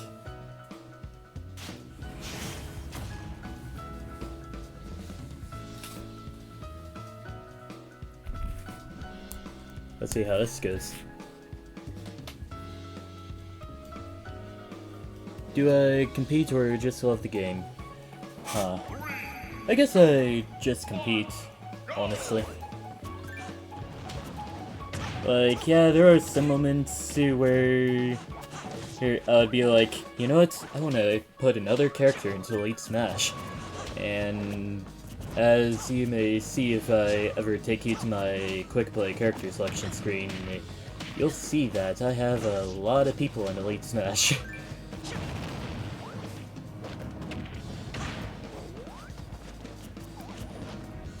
Like, okay, a good portion of them, anyways. Not a lot of people, anyways. But yeah, I've got the top row and the bottom 2 rows in Elite Smash, and that's just about it.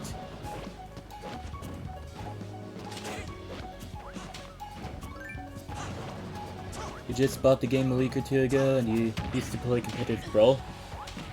Oh man, I hear competitive Brawl is quite the beast, actually. Like,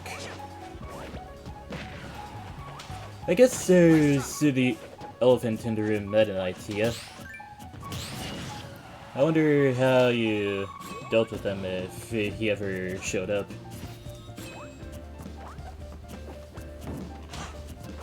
Mainly because I never really played competitive Brawl. Like, I remember the only times I actually did play Brawl were you had to brute force a lot of things in Brawl. Insane. But yeah, I played very casually in a Brawl, only playing Ness and Lucas because I had that phase where I was a fan of Earthbound, but I've never played or even seen a single playthrough of the game. Even worse than a Persona 5 fan, honestly.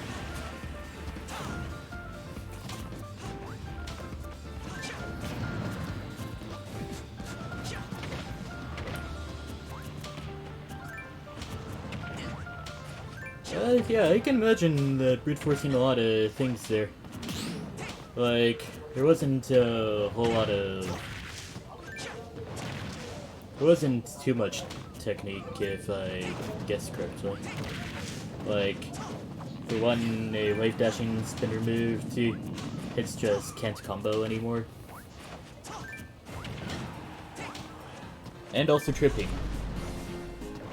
Yeah, that is actually. The air game was everything. Juggling was indeed just very little tech at all. Yeah, whatever works, honestly.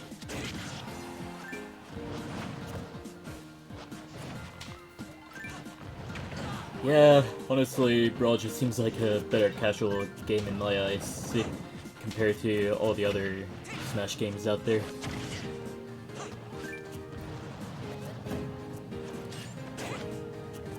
But I suppose people still hold it in high regard and all that, thanks to Subspace Emissary. And also the killer soundtrack that it had. Like, I think I cried tears of joy the first time I heard Brawl's Final Destination theme.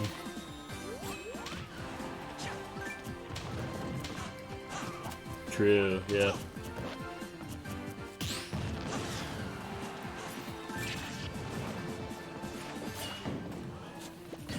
I suppose I should get back to commentating the match itself, because we're about to see some things here.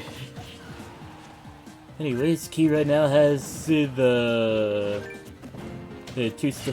has a one stock lead over Knockback here. And that edge guard really does take out Knockback's final stop. And Key goes on to stay in the ring for a bit longer.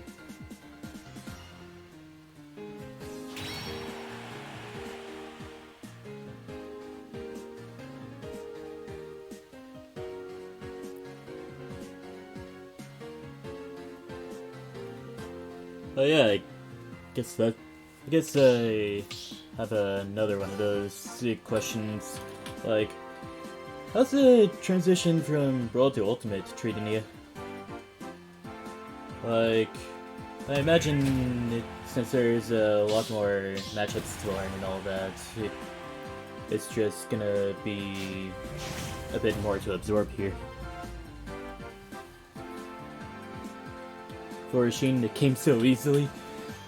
Oh yeah, I guess Brawl kind of did limit some people a lot there as well, so just being able to do all the stuff that you can't do in Brawl is just liberating, so to speak.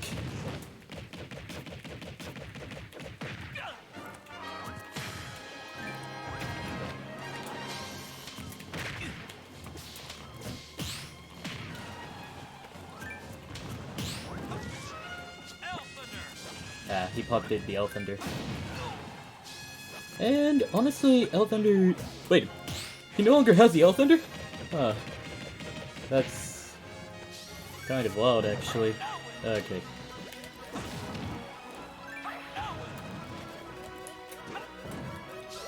Oh, the pineapple.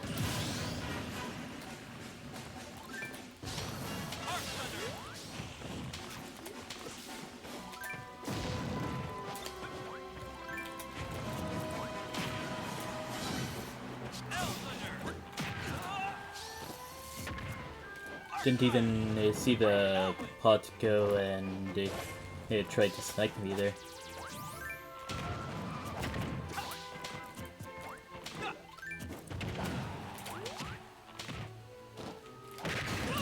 In the 3 turnip up air takes out my first stock.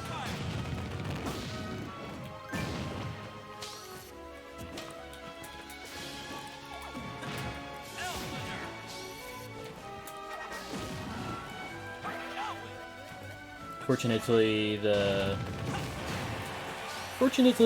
Key didn't get pineapple this time around. But the edge guarding game that I have is still quite the thing. Is oh, well, okay. At least I didn't decide to shield there.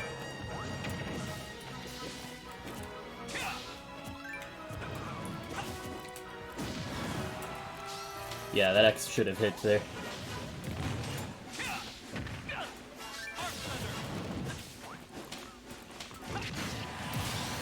Anyways, it dash attack takes out Key's second stock here.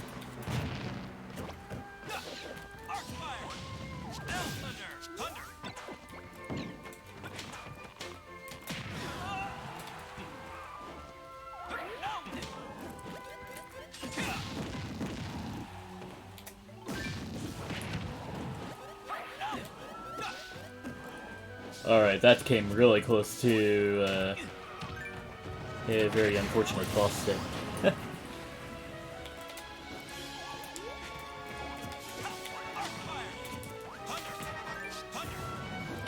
Chris Sokol and Ultimate next Tuesday?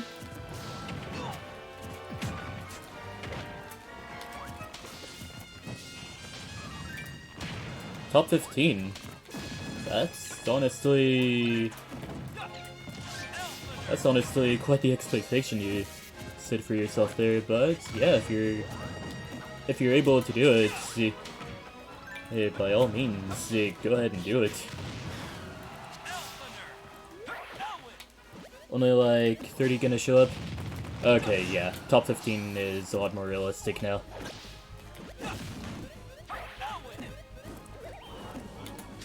I'm actually really surprised Key made it back there.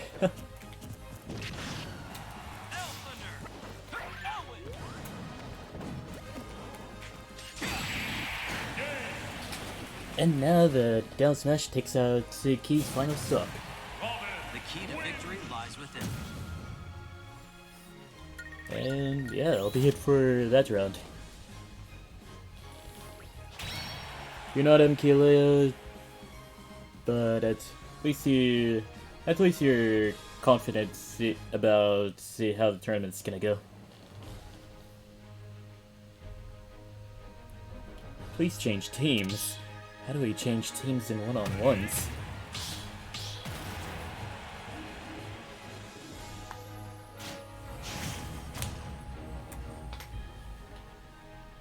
Alright, I have a very funny idea for a final smash though. So okay, I guess it'll only be really funny in a one-on-one situation and all that. But what if for a final smash, it's one of those cutscene final smashes, except the cutscene only activates. Well, except the cutscene just takes you to the win screen. Sounds kind of boring at the moment, but hear me out. So, the person performing the final smash, in order to try to catch opponents in it, is gonna hold out their hand like they're gonna shake hands with somebody.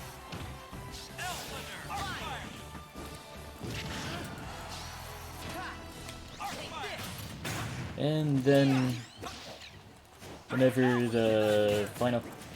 that person grabs that other person, one-on-one, it'll just be straight to the victory screen you go, where Xander Mobus just yells, "Everybody wins!"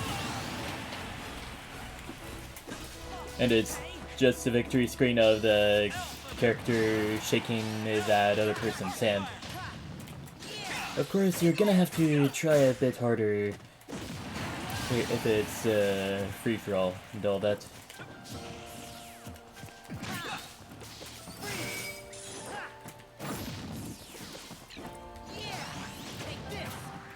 Actually, how would that final smash work in a free-for-all?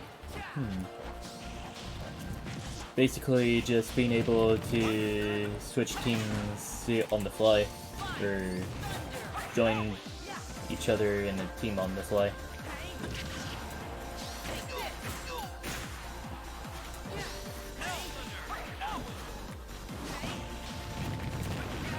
That was almost a Justice Plank moment.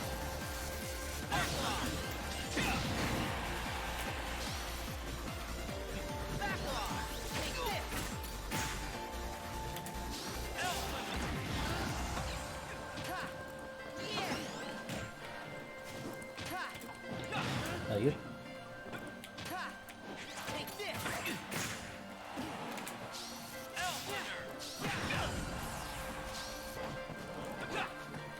Alright, I suppose I should just stop with the autopiloting assistance here.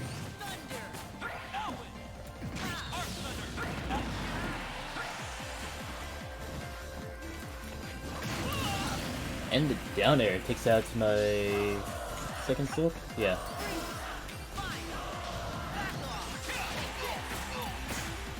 PKG's going for some pretty good stuff here.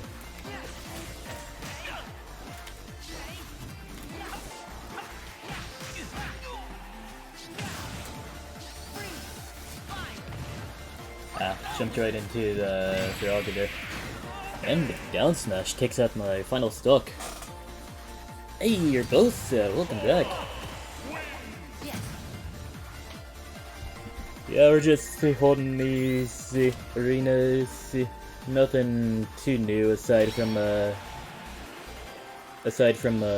new rule about the Phantom MLG. I mean, I won't be banning Steve. I'll just be banning the thing that he's gonna do. So, but yeah, good fight, PKGs. And now PK Cheese goes on to fight Knockback's Donkey Kong.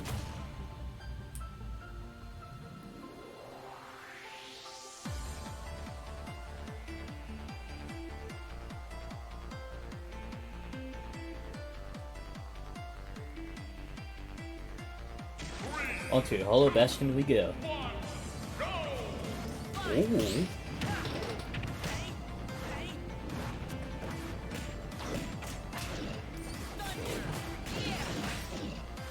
It appears that Knockback's not gonna have any of those big body privileges, that's for sure.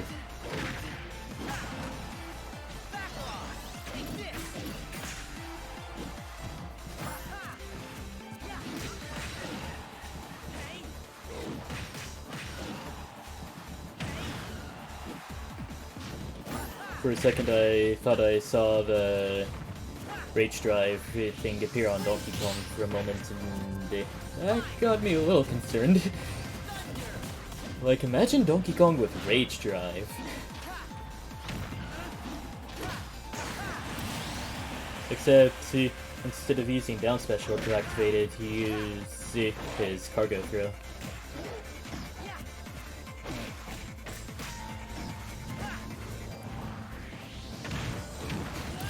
Alright, good stuff from Knockback, with the down throw rebound off the stage into the back air. I mean, you rarely see any combos off of, well, any intentional combos off of the stage spike. But Knockback's Donkey Kong knows how to make it work. Oh, now I think about it, PK Cheese coming from the brawl scene must feel right at home with Sora, with the aerial combats and all that.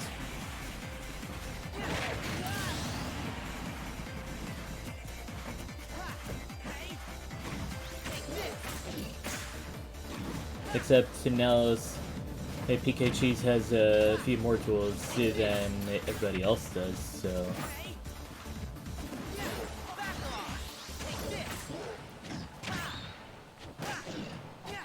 Like, being able to side special right out of the up B, that'd be something, honestly.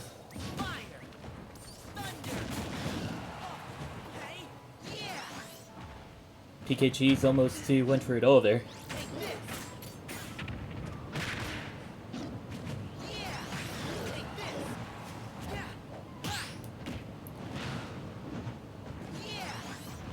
So things do be looking kind of tough. Almost getting hit with a giant punch, and that might as well be Knockback's downfall here. Knockback's just hanging on for dear life, though.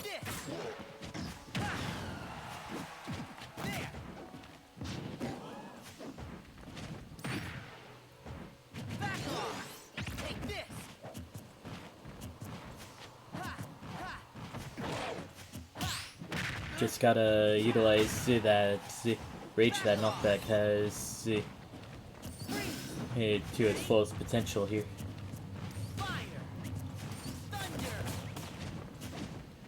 But yeah, it very well could be anybody's game. It still amazes me how much shield damage Blizzaga does, though. It doesn't break shields as far as I know, though. Oh! And with that, the cargo throw down throw takes out PK Cheese's final stock. And Knockback goes on to stay in the ring for a bit longer. Going up against Nairobi up next. Yeah, Donkey Kong's gotten really good over the years. Like, I think it all started whenever they added Donkey Kong's Project M dash attack into Smash 4. And then in which Smash 4 Donkey Kong was just to cargo throw the character. Like, he just grab you, forward throw, and then do anything else, and that would help him win there. Only thing really holding him back from winning, though, were big body privileges. But yeah, Donkey Kong's a whole lot better in this game now.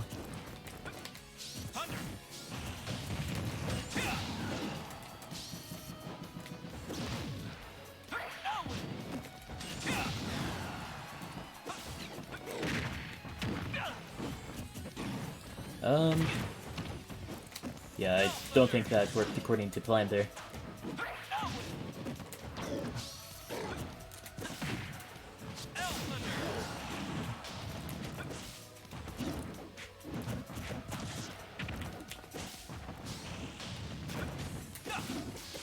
Uh-oh, I'm starting to spam Markfire a lot more now. Forward air takes out both of our first stocks.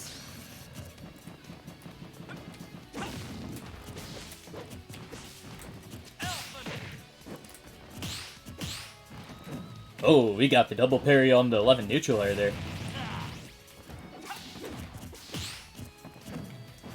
Maybe I should stop nairing knockbacks shield, or else I'm just gonna get majorly punished.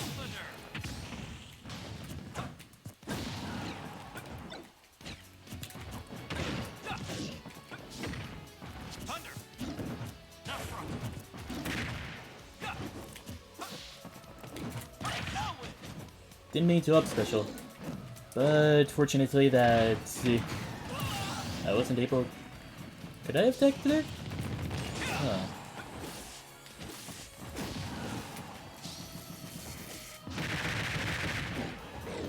Almost got some really cheeky aerial off there.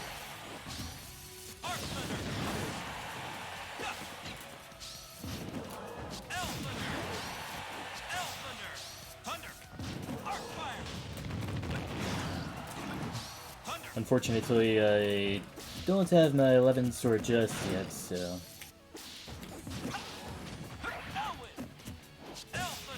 Huh.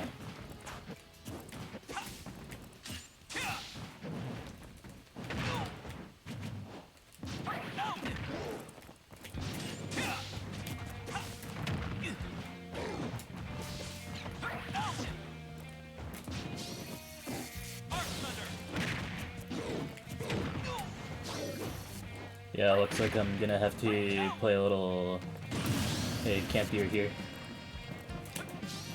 For some reason, Knockback decided to try air dodging there.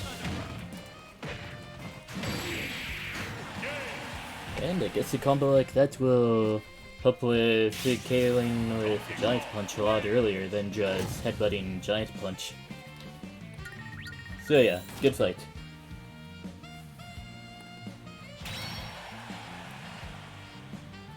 Clearly, this guy's an air fryer.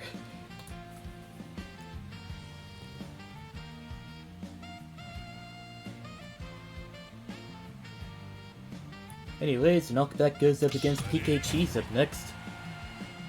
Donkey Kong versus Sora. Yeah. Just gotta get all those reads in and play as optimally as possible in order to win. Or I guess optimal... Actually, yeah. Reads and the optimality are the best way to win. Like, yeah, you could... If a character has some cheese and all that... Hey, you can still use the character's cheese, but it's not gonna win you every matchup.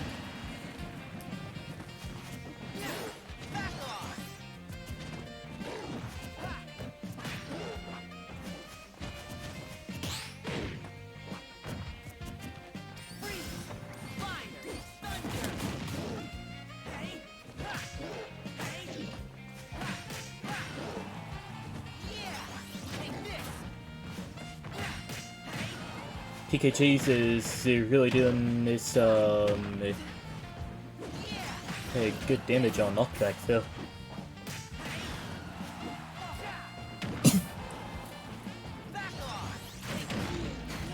And the Giant Punch armors right through the Sonic Blade, taking out PK Cheese's final stop.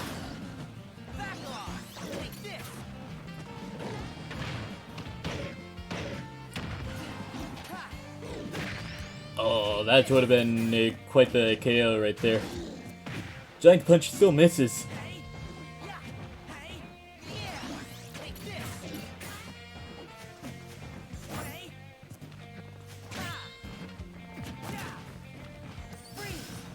Looks like both players are trying to find their win button right there.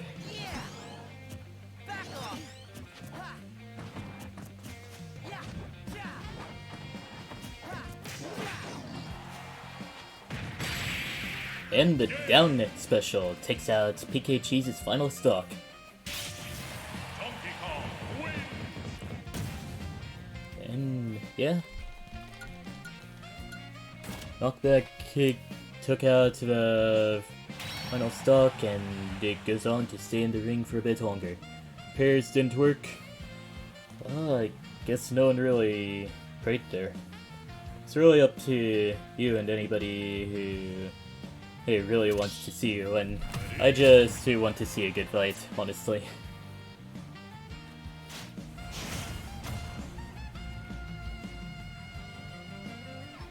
Anyways, now we're going to see if Knockback is owning an air fryer or not.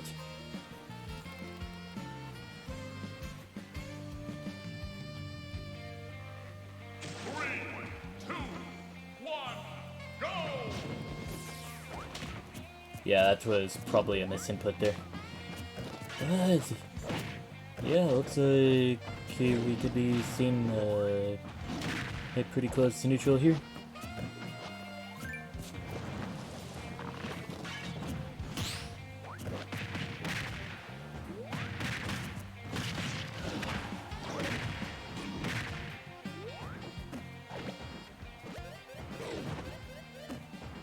Oh, Airfire got really close to pineappling under the stage there.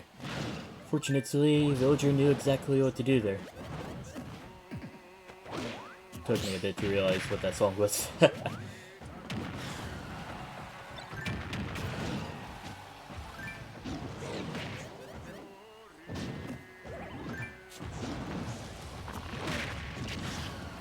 Donkey Kong clapped on the Deku Sprout as it was growing up. Anyways, Villager isn't gonna take that child abuse. And the down smash to forward smash takes out Knockback's first stock. Hey, wait a minute. And here I thought going back and forth with cargo throw was just meant as style points. I did not realize that was optimal at all.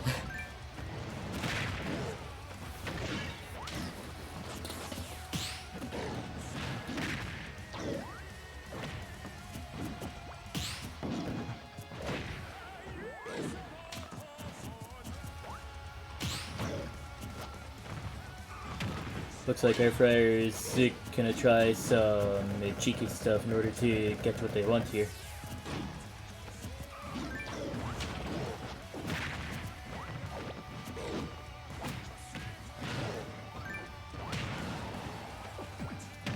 And the forward smash takes out Knockback's second stock. And I remember the Halcyon days of whenever we thought Villager's forward smash was broken because it was a really strong projectile that can basically insta-KO somebody. But as it turns out, the forward smash is only like really low range, and Villager would really need to be next to somebody in order to even land the move. Or be in the advantage state, trying to edge guard.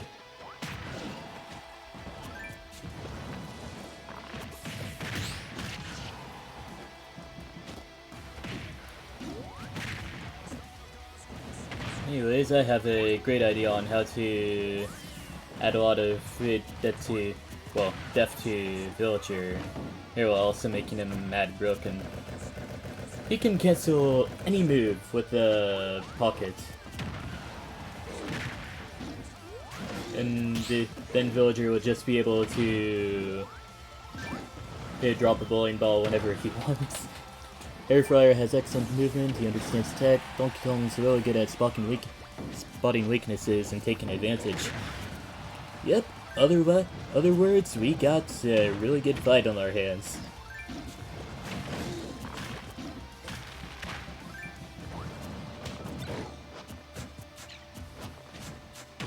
Oh, it almost seemed like Knockback was gonna try a down smash there.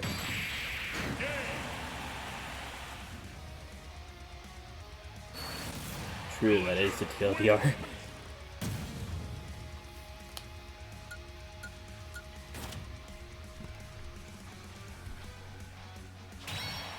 And yeah, Knockback has left the ring. Surprisingly enough, Airfryer is still in the ring, because usually whenever stuff like this happens, you can expect all the players participating in that match would just get kicked to the back of the line. Would be interesting. Yeah, hopefully. Alright, we got the Robin versus Villager. And here I thought the slingshot was gonna come out a lot sooner than that.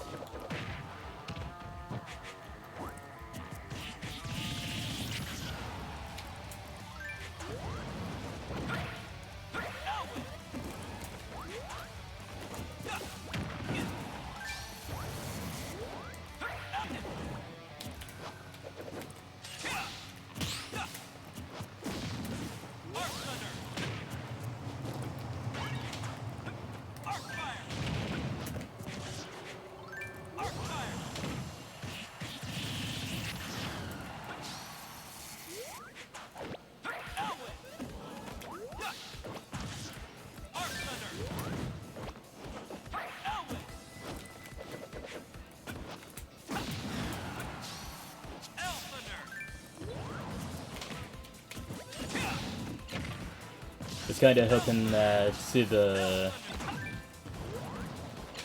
the balloons would extend the duration of the down smash by a whole lot there. Alright, cool. Here, Key, the other villager? Alright, cool. Welcome to the stream.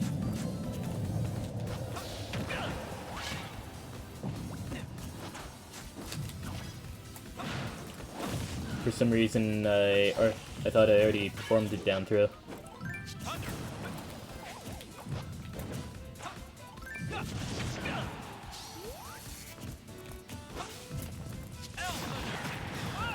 Also, that tree is very active. Overshot to the forwarder, but whatever works. Yo, the sword coming in clutch. The Arc Thunder coming in clutch. Yo, alright.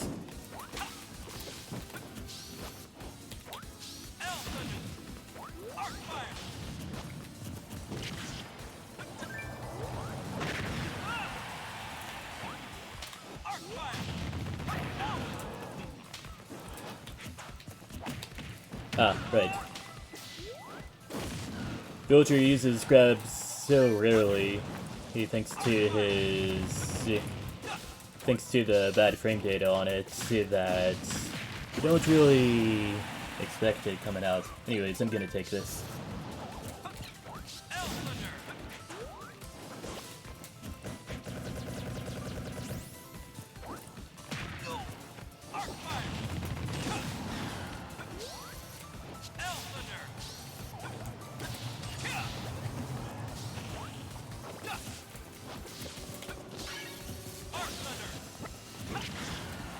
But yeah, Villager can just pocket projectiles that are coming from behind, which is kind of insane on its own, really.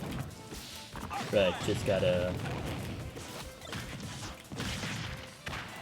Okay, fortunate.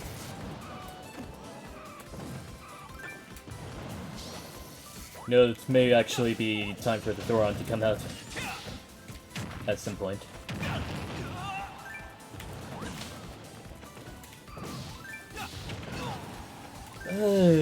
Yeah, now that I got Thoron charged up, I'm unable to use Thunder as a movement option unless I let Thoron rip. So...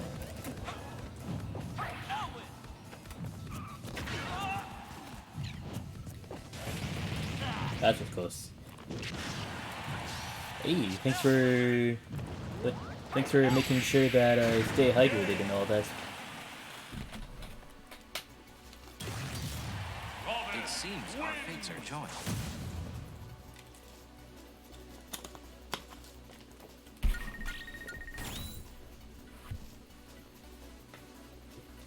Anyways, looks like I'm reclaiming my spot in the ring as the Wi-Fi warrior here. Oh, an encore already? Alright.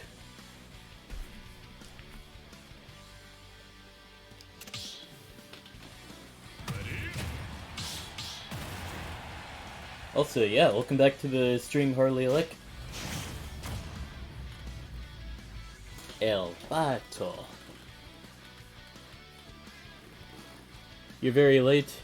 It's only like an hour left until the stream ends. Well, it was that way. Now it's only an hour and a half now.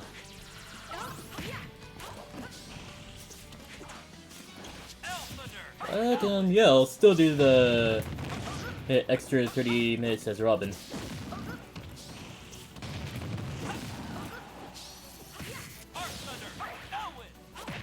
Yo, the save! Alright. Let's stretch our legs. Alright, cool. I'll let the Leafa trainer content neutral. I mean, yeah, Leafa trainer is kind of a strange character, but she doesn't gain any benefits from taunting, so...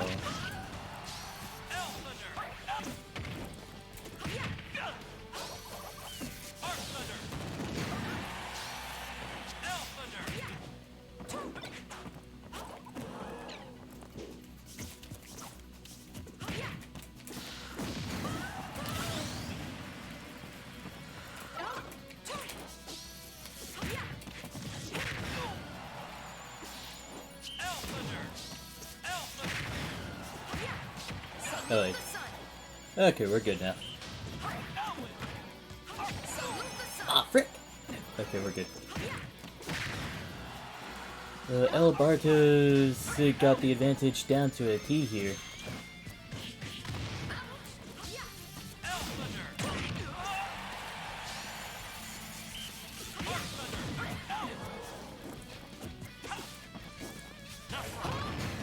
And the Sun Salutation takes out my first stock.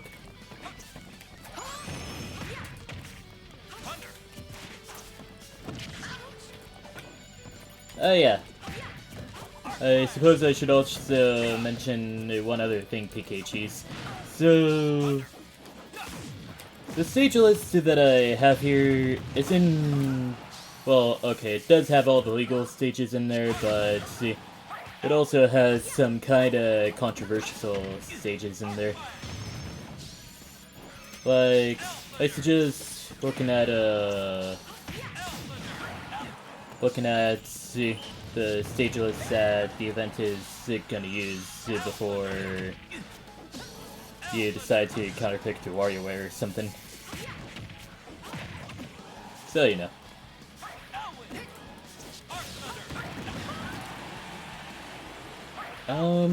Surprisingly, that wasn't death.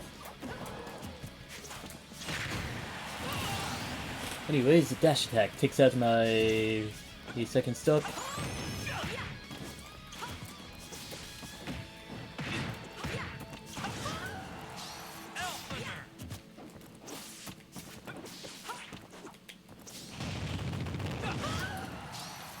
If only that was 11 up here.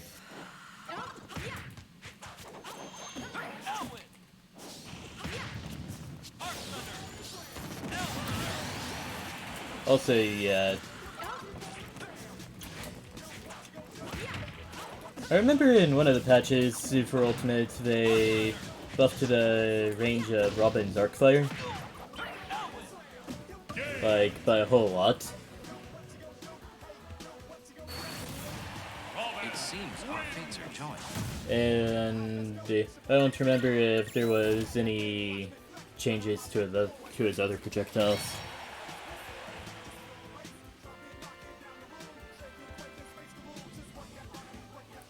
How do I feel about the Steve bin? I honestly don't mind it too much. I mean, we're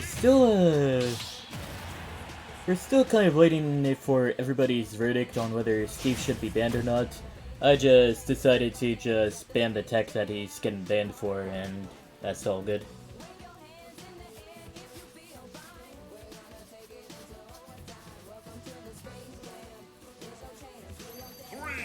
As you can see in the Phantom MLG command, that's under the arena ID on the stream.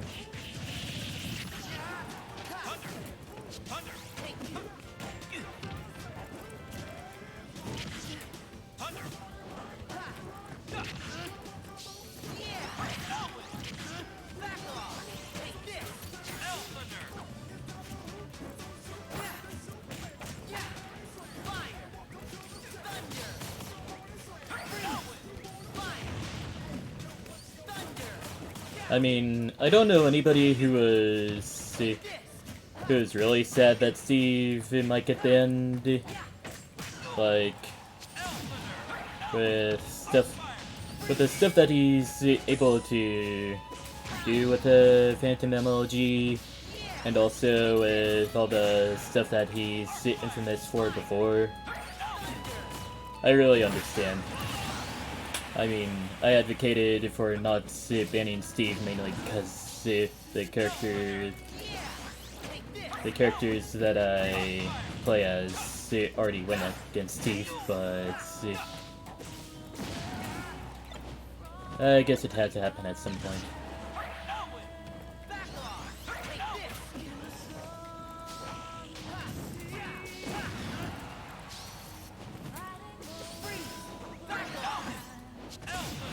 Elf Thunder from downtown, not clicking to do it. But Arc Thunder will. Yeah, you're better off just dodging Arc Thunder and all that, since Arc Thunder will activate on any sort of, well, on most hitboxes, no matter what.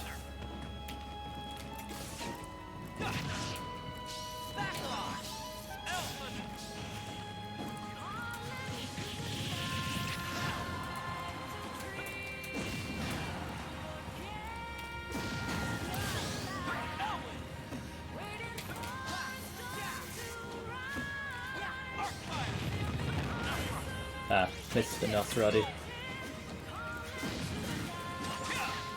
No, the downer to self-destruct? Hate to see that happen. It seems our fates are joined. Yeah, that's quite the whiff. Anyways, good fight though. Even though Steve mains, have accepted that they will main someone else, all of them say they didn't even bother warning the tech.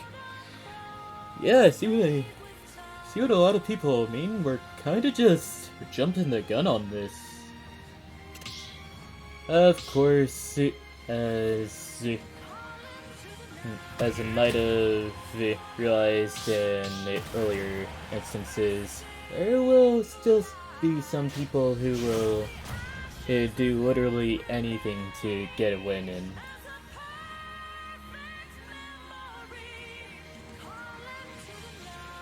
Like, I suppose if the Phantom MLG he does get consistent enough, I could probably see some Steves trying to Phantom me with it.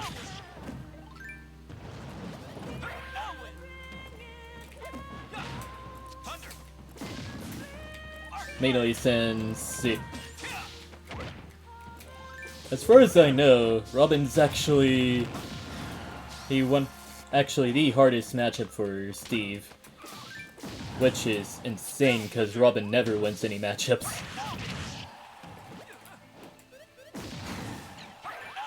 Despite what you see before you right now. You just gotta learn Robin's strengths and weaknesses, and he should be easy money in no time. Gun for the doll! Man, I actually probably would have recovered there if it weren't for the bowling ball.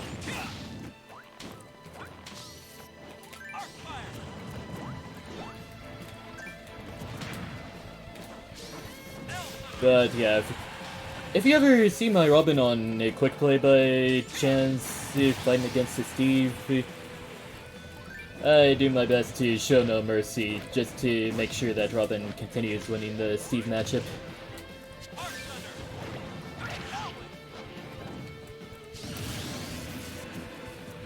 Alright.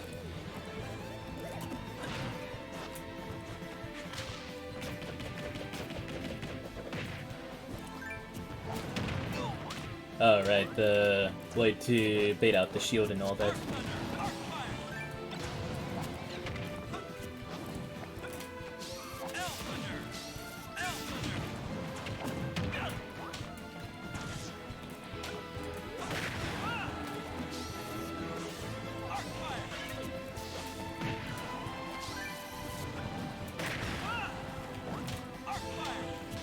Meant to do a wave bounce thunder, but I guess I'll live with consequences.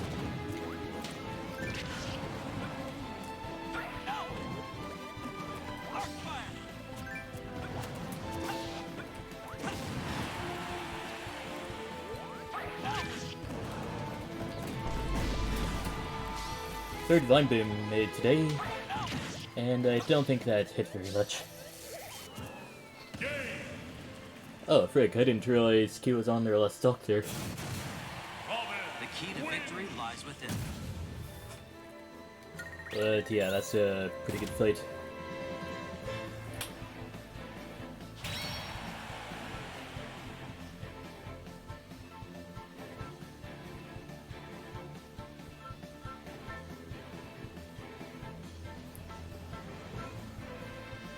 Oh wait, what am I doing?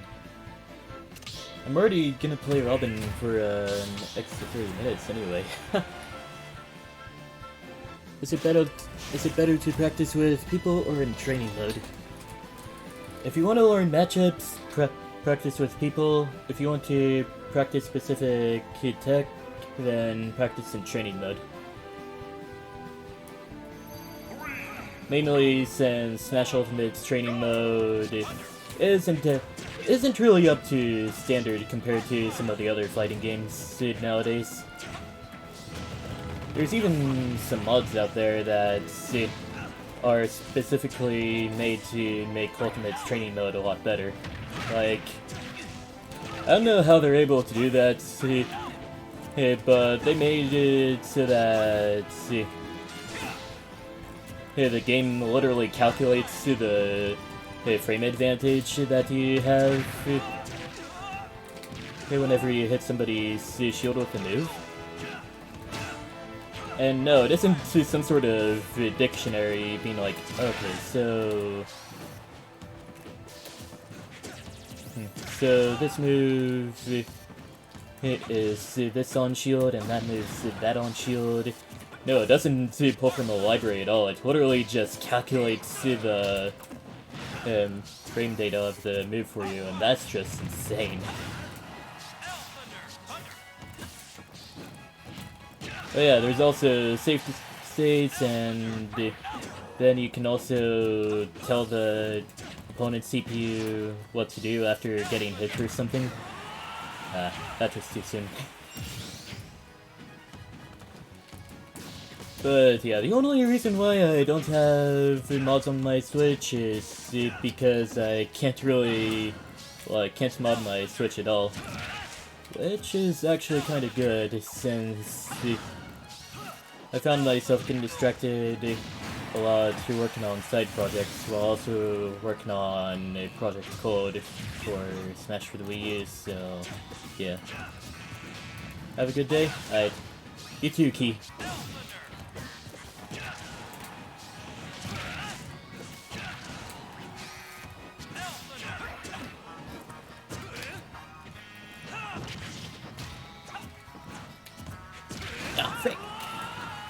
Up smash takes out my second stock. Should probably focus and not spam Arcfire around here. I literally almost spammed Darkfire again.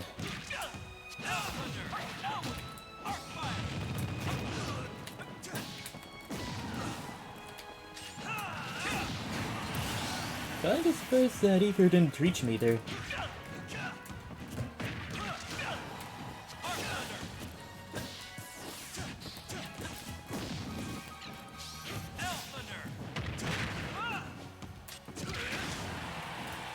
Fortunately, I'm not dead just yet.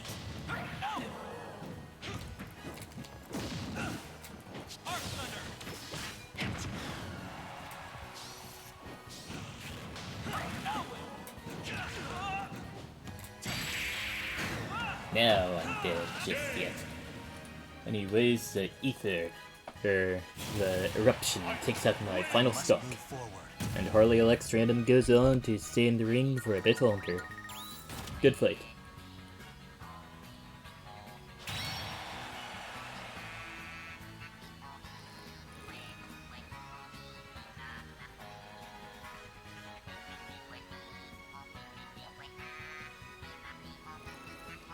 You just did sets of push-ups? Ah, so this is the Harley Alex buff. That's a warm-up anyways. Yeah, I never really considered doing exercises. Cannon fight? Ah, frick. Too bad I won't be able to see it. Actually, I haven't gone solo Pyra in a while, so... Just gonna go Pyra and completely disregard Mithra again. Scold Mithra for appearing on the victory screen if that happens.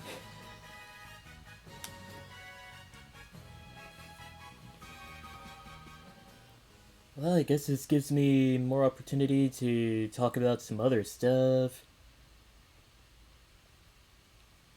So...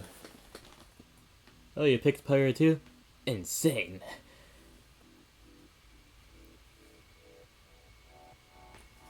So...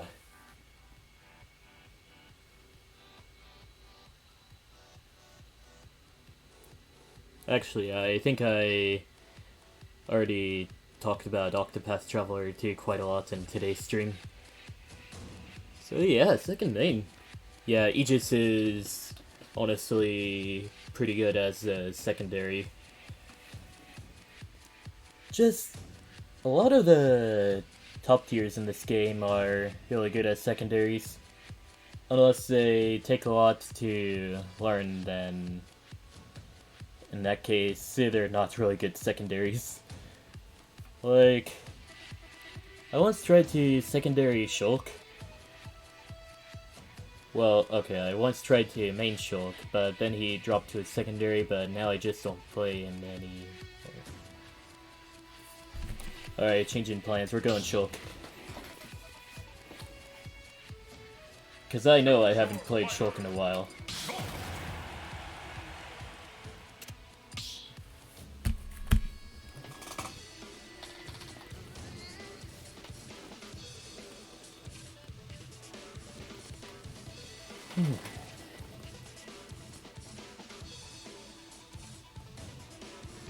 So, yeah, that thing about today's stream being tentative because I thought the house guest would sleep in.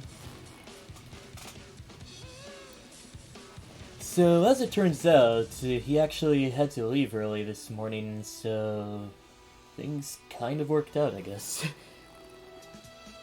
You haven't played Octopath Traveler 1 or 2 yet? Well, if you're gonna get into the Octopath series, I suggest avoiding 1 for now.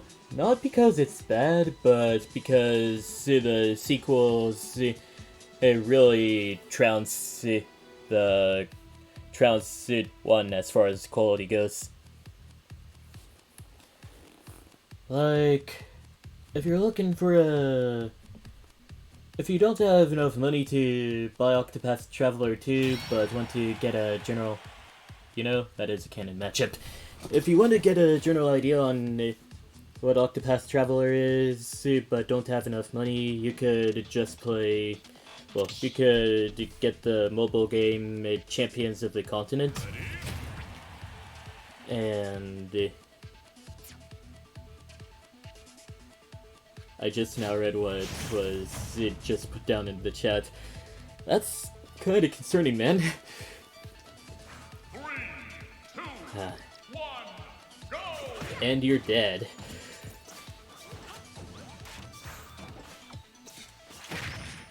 I did not think it was that possible to make Animal Crossing into reality TV show. But yeah, as I was saying before, I'll try not to get distracted. Champions of the Continent, pretty good for if you want to see what the series is like. It's well... It is kind of limiting as far as what you can do there. But on the upside, you can have up to 8 people fight in... Well, 8 travelers to fight at once, instead of 4. Albeit, it'll still be 4 travelers acting at a time, and there's not really a lot of ways to heal HP and SP there. But if you can afford it, and we already know that you have a Switch, you can go ahead and get Octopath Traveler 2, which is a completely different experience than the previous games, I'll say that much. I'm not exactly too far into the game yet. I've completed the Chapter 2s of all my current party members, that being Cassie, Achet, Oswald, and Drone, in which I call Team Cute.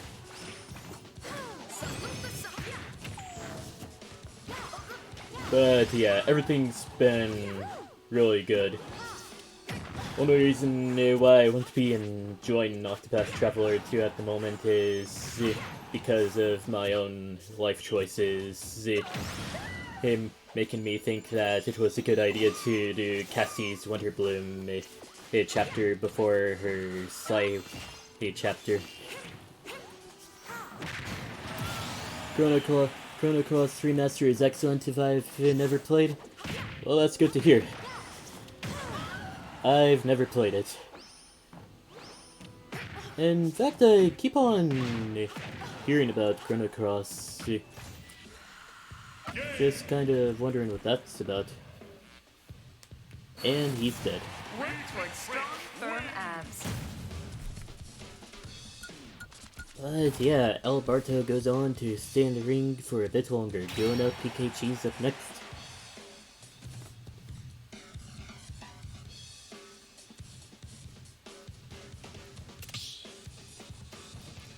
In fact, now that I think about it, I've rarely ever seen anything about Chrono Cross.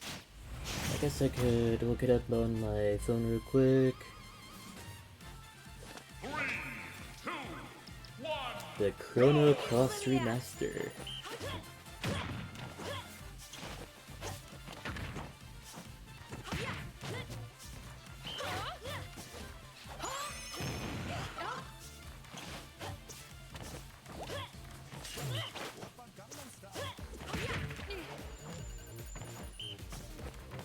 Oh, okay.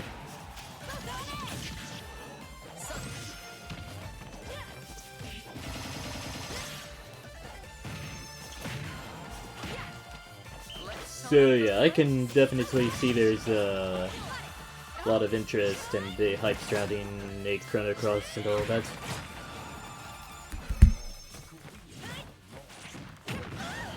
So yeah, I'll take your word on it. Chrono Cross Remaster is good.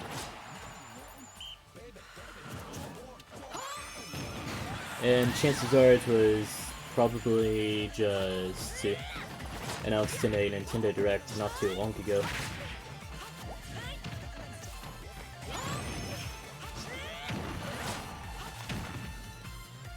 Oh. The forward air spike on Wii Fit Trainer. One of the most obscure spikes in the game, and it'll really hit you hard if you're not careful.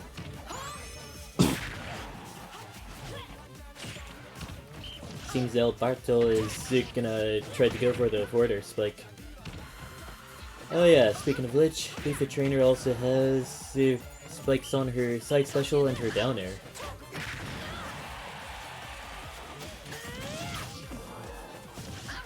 And the fact that the soccer ball is the way that it is, it makes Wii Fit Trainer a character that's better suited for offstage than onstage.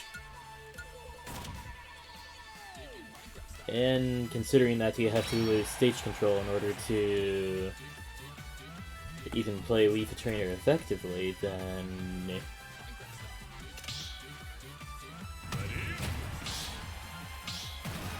it's kind of understandable that Wii Fit Trainer would not be very good in this game, but she's not bottom tier at the least. Mid tier, even. 3, 2, 1. Really viable? Yeah.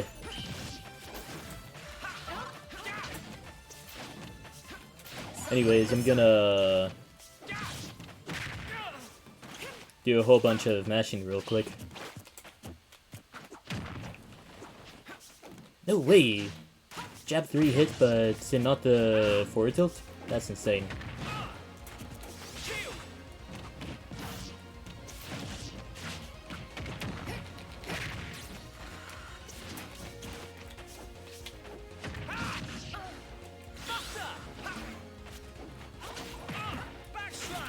That was meant to be air slash.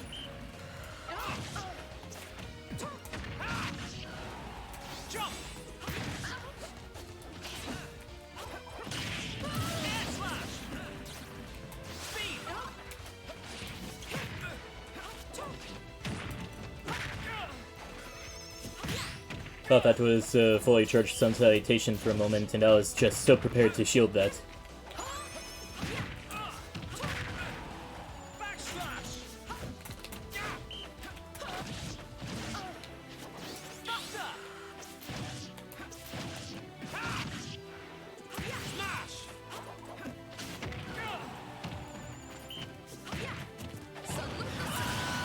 That was meant to be air slash. Or maybe it did actually come out, but not fast enough.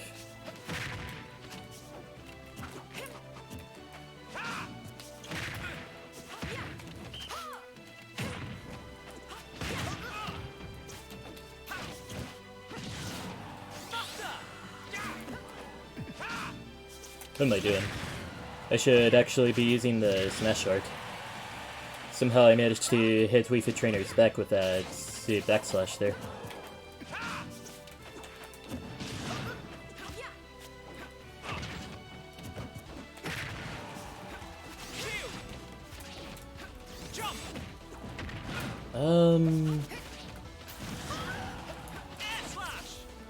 Went for it all there. Okay. And the up smash takes out my final stock. Kind of parallels how I managed to take somebody else's final stock out in a previous game as Wii Fit Trainer. Except it was more of a shield poke situation. Back here to lower the shield health and then the up smash to finish the person off with the shield poke.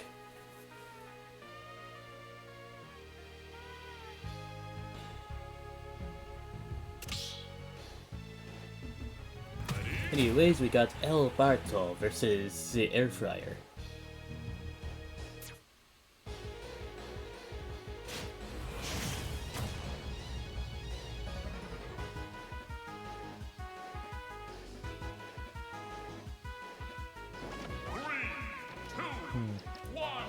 Yeah, I guess now would be a great opportunity to use the funny walking animation. After I get a drink of water, I'll say I'll be right back and then do that funny walking animation. It'll be really funny whenever you see it, alright?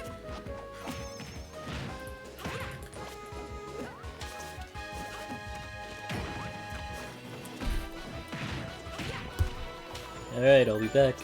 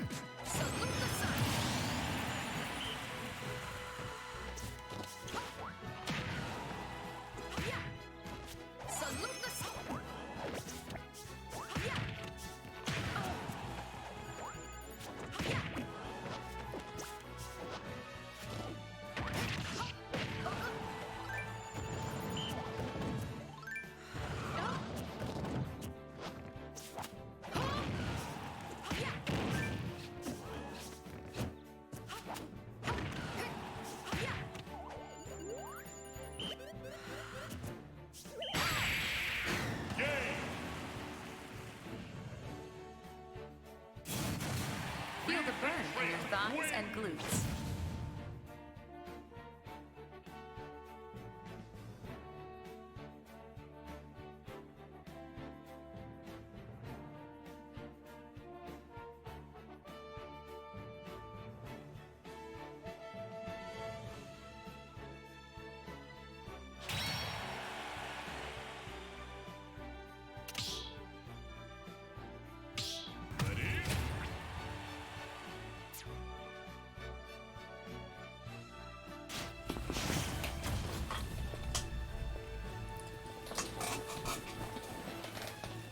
I have returned. Also, have a good rest of your day, Air Fryer.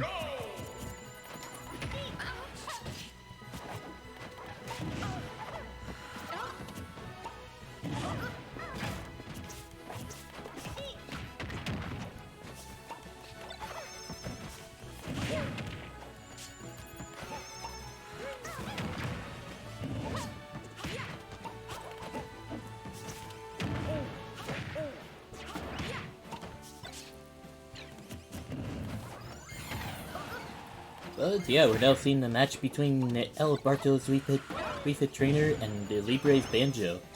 Impressive recovery by Banjo. Expect nothing less. It's like he literally does what Snake does, except it's a lot harder to do than just up B, wait for it to finish. Pull a C4, activate the C4, and then just fly off.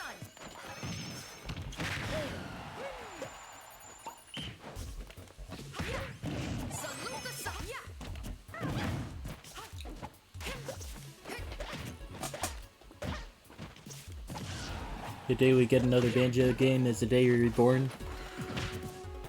Yeah, just as long as it's either nuts and bolts but better, or not nuts and bolts.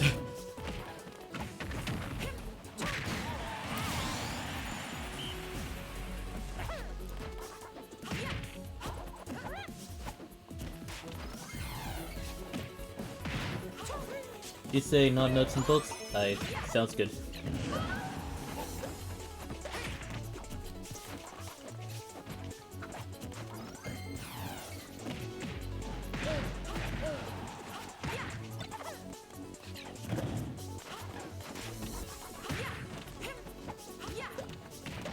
Oh wait, now that I think about it, it's like, yeah, Nintendo and Microsoft would be happy to re-release Banjo-Kazooie and Banjo-Tooie all over again. But now that it seems that Nintendo and Microsoft are working together a lot more, like, you can expect to see Microsoft games on Nintendo consoles and maybe even see Nintendo games on the Xbox. There's a chance that we could see Banjo 3 finally after 20 years. Would that be something?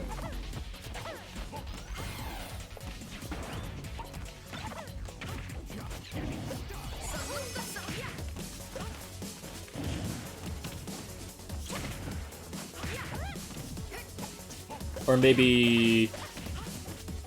Actually, no. The series is in need of a reboot more than a sequel. So instead of calling it Banjo-Kazooie, we could call it Banjo Renewally.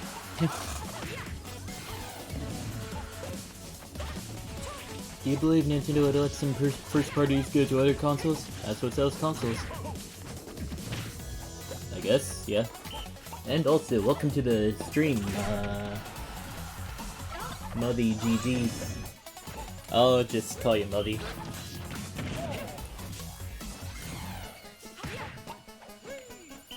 Or not Banjo Renewally, Banjo Rebooty. That seems to fit more in line with the vibe of the series.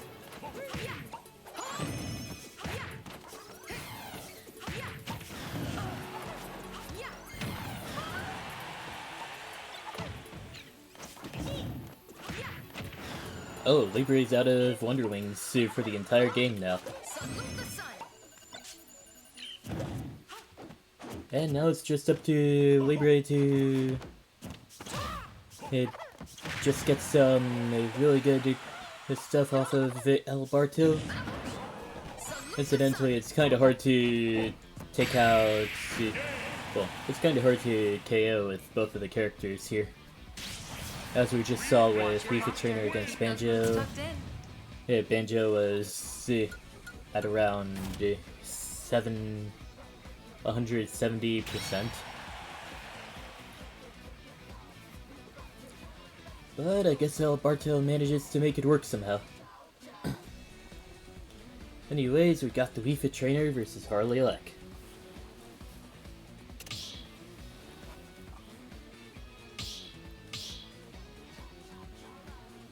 Guess we'll wait for everybody to finish choosing their characters. Also, yeah, have a good rest of your day, Libre. Alright, I guess we're jumping right into it.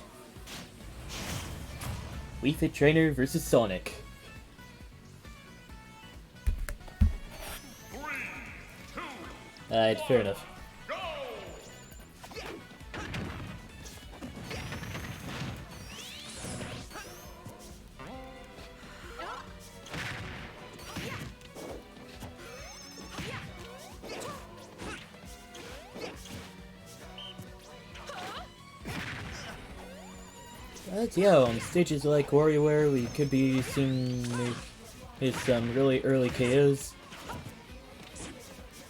Yeah, incidentally, WarioWare just so happens to be one of the stages that everybody's like, seriously? Whenever they see it in my arenas. It's like, theoretically, it should be a really good competitive stage, but then everybody's too scared of the small side blast zones that it has. Besides, you're not gonna have... It's not like my arenas will ever get part of PR or something. Well, online PR, so... There's really no real point to having... Well, to not having WarioWare on there, so...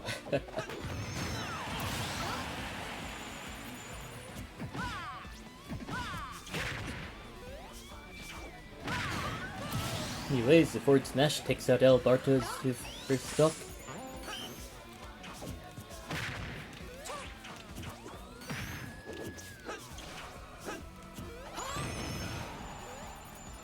Looks like El Barto's got a pretty good line of defense with the platforms on the right side there.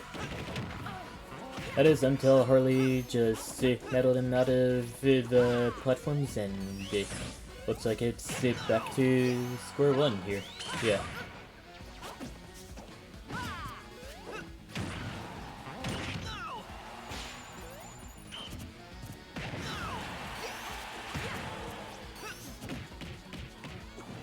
Back throw sends Harley off the stage.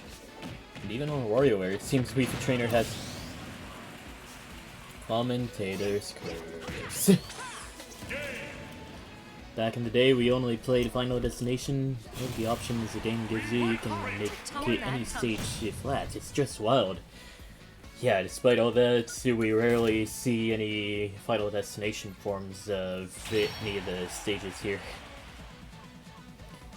Like, it's only really at locals or more for fun areas do we ever see Omega stages be used to that much. It's like, yeah, they're still pretty good, it's just they're not really that popular in tournament play for some reason. 3, 2, 1, But I know one thing. If my brother ever does play competitive and it counterpicks over to Final Destination, he'll just counterpick the Omega version of the King of Fighters Stadium. Same case for I thought I was dead. Same case for he wants to counter pick over to Battlefield.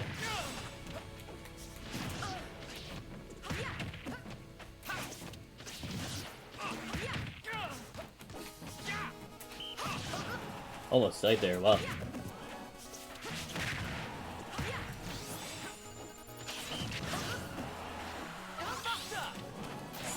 Not the art I meant to use there. Let's go back to Smash. Okay. Yeah, that's death. For some reason I thought Alberto would go for back throw. But I guess the forward throw is just enough to get a KO here.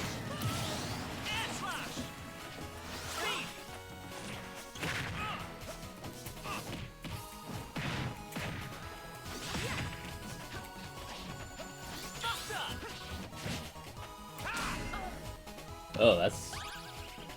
I don't think fully charged Smash Forward Smash is gonna KO just yet, so I'm just gonna add 40% to Wii Fit Trainer. Accidentally taunted an advantage instead of down tilted. That's an H! Oh well.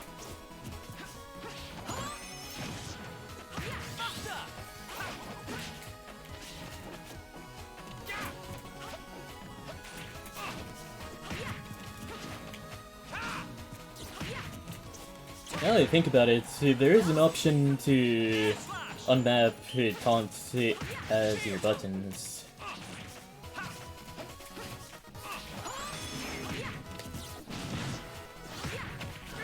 Ah, they already used to jump a hole out there.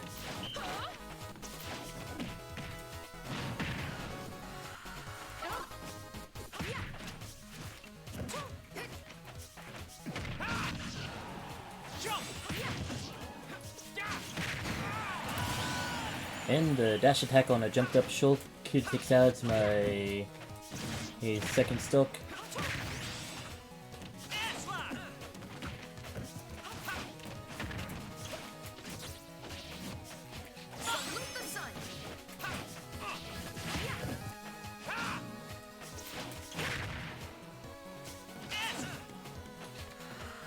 Alright.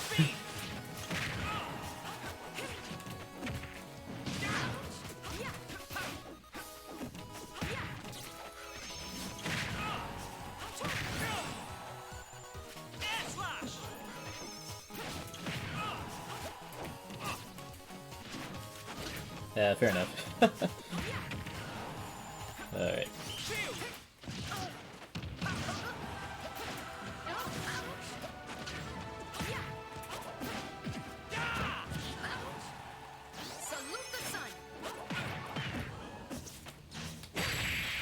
And the forward tilt punishes in my get attack attempt, and it takes out my final slug. Good posture begins with a strong base. And El Barto goes on to stay in the ring for a bit longer. Going up against Muddy up next.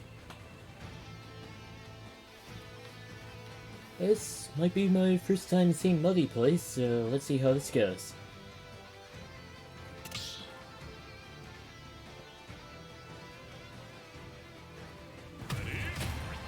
Muddy going Sheik. Now there's two characters in this match that have trouble getting KOs. But if Alberto's win streak is of any indication, just because you have trouble getting KOs doesn't mean you'll never get KOs, so... So it's kind of looking like Muddy's getting the hang of the match real quick here.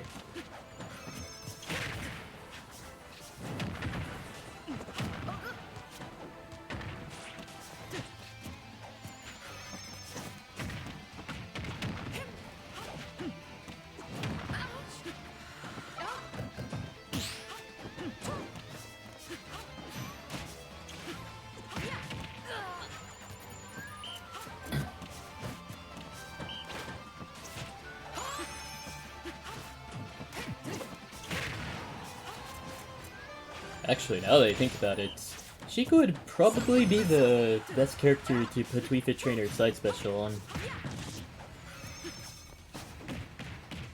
But now after seeing the forwarder interact too with the ball, it may not be... Actually, no. It's still perfect. Just gotta replace Sheik's bouncing grenade with a soccer ball, and then she could be one of the best characters in the game. Not just an A tier. Or a B tier, or wherever Sheik is.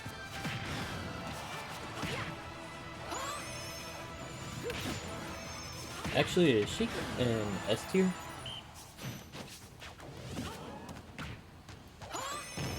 Let's just check the... what seems to be the first Super Smash Bros. Ultimate tier list here.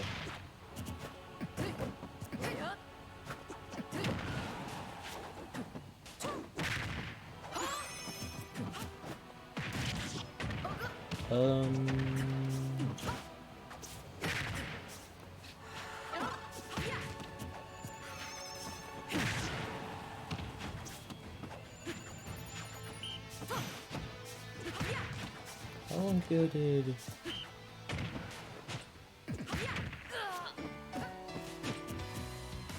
Is this No, I don't think this is the Smash Ultimate. Oh wait, it actually is. Okay. So, according to this, Sheik is A-. Okay.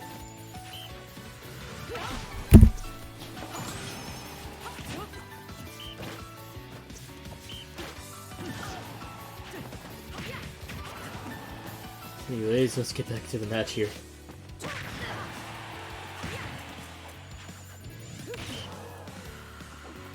At the moment, we're seeing Alberto an advantage, and the Sun Salutation takes out Muzzy's second stock.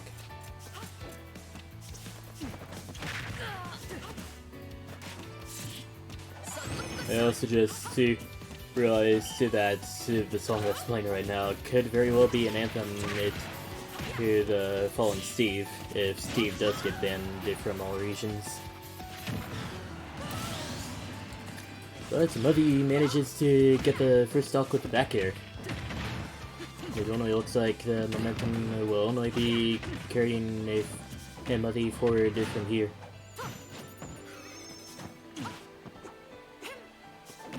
A Taunton neutral? Yo, Muddy just like me for real.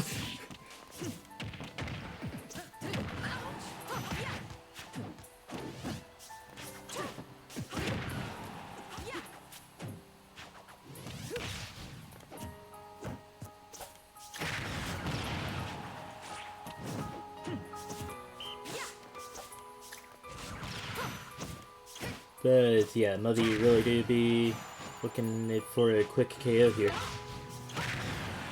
Meanwhile, El Barto is just taunting at an advantage. Almost got the stun, but Muddy knew exactly what was going to happen here, and he parries it pretty effectively. Let's stretch our legs. El Barto's kind of being a little toxic for Muddy just taunting once in neutral. Frick. You're wobbling. Try to keep your balance. Kind of unfortunate that we don't kick people for being toxic, unless they're just here to waste time and all that. Waste time and take up arena space.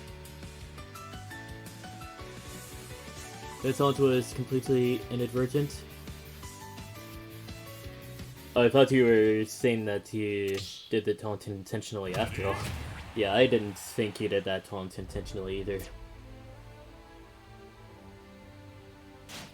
Oh, that's Hikari's thing. Okay. 3, 2, 1, go! But the way I read that, it almost looked like you were admitting to the taunt being intentional, but it didn't end up helping you in the end. That was before I read that as inadvertent. Well, yeah.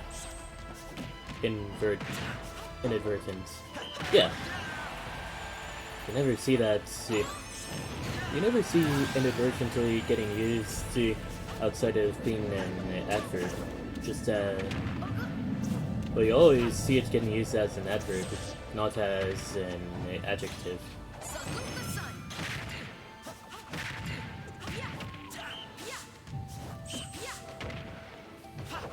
Alright. PK Cheese going with the Fox this time around, and that was quite the snipe that Alberto landed during that first part there.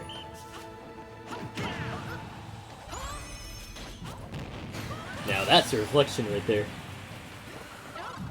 It's like, most people never think that the Sun Salutation could travel through the stage, but PK Cheese managed to see that coming, and may have inadvertently he got in the reflect to take out Alberto's first stock there.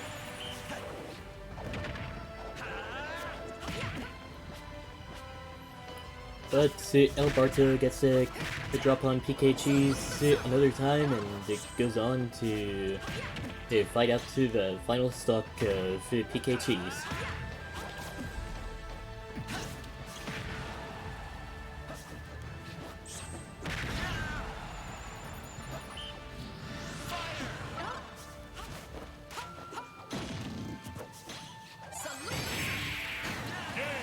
And the Sun Salutation takes out PK Cheese's final stop, and Alberto goes on to stay in the ring for a bit longer.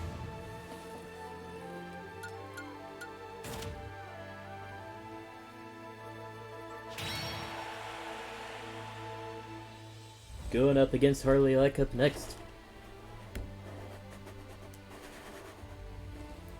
It's hard to get around the distance moves. I suppose that's true, yeah. Oh, the moves that Fox has, so that add some distance. So like Flare Fox and the Fox Solution and all that. Yeah, okay. Now I see. Harley, like, seeing the situation is dire, decides to pull out the Dr. Mario. Let's see how this goes.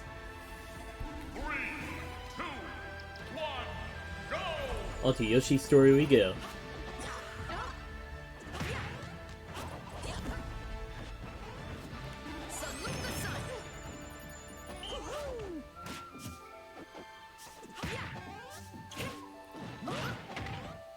I mean, I have a feeling that if Harley Elec wants to win this one, he'll need to utilize a bit of that Brazilian jiu-jitsu there.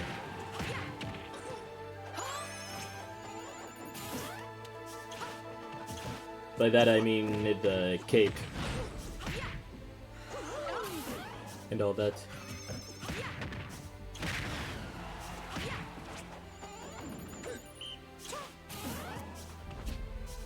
But yeah, despite all the strong moves that Alberto's been thrown out, Harley Elec is still alive. Though to be fair, that forward tilt might have been the sour spot of it. Alberto punishing the second big grab of the ledge with the down tilt.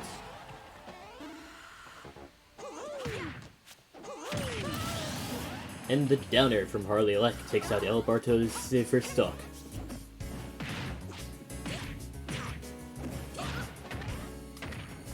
And Harley Elec is going on to perform a combo with Dr. Mario, but now it appears we're back in neutral. Harley Elec just putting in a bunch of places where Wii Fit Trainer shouldn't go.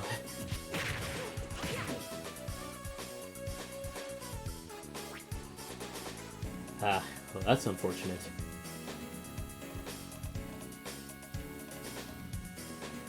Even missing out on the fight itself.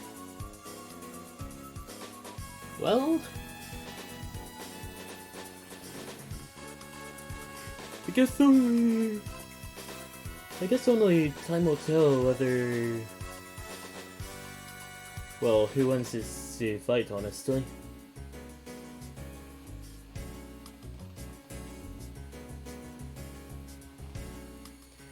I guess I'll take this time to put out some more of that Octopath Traveler 2 propaganda. So, For those who have played Octopath Traveler 1,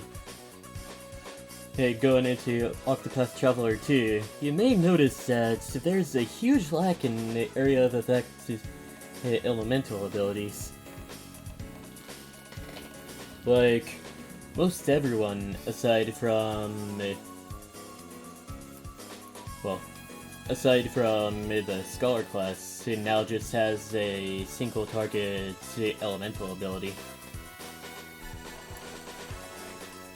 It's like in the first game, you see the merchant, dancer, cleric.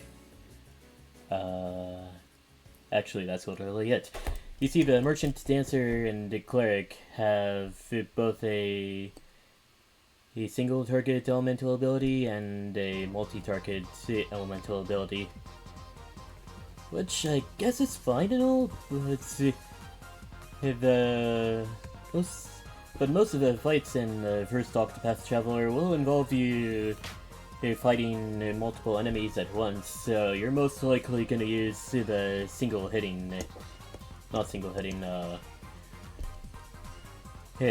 area of effect type of elemental attacks anyways.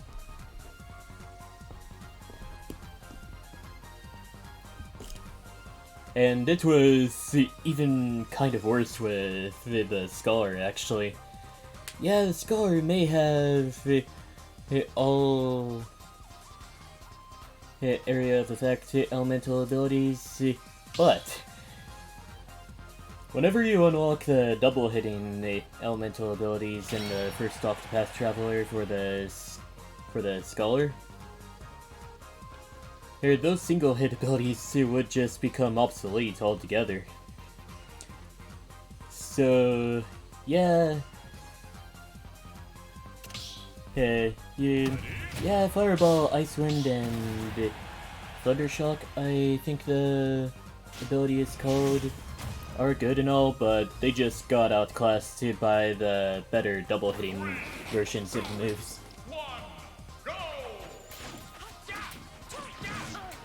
But now this time around, whenever you go for the Scholar class, it's just the single hitting elemental moves altogether.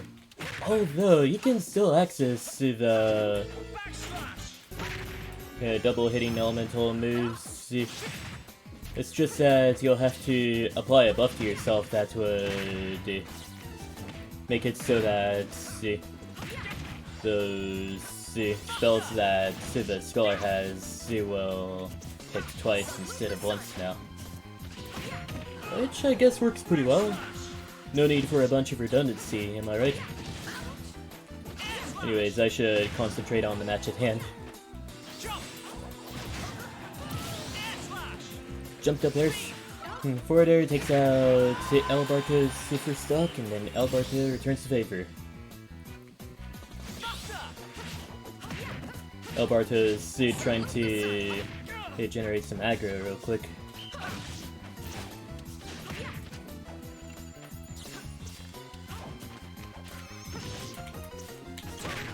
I suppose the back hit of neutral air into the grab would have only worked if Shulk had speed on.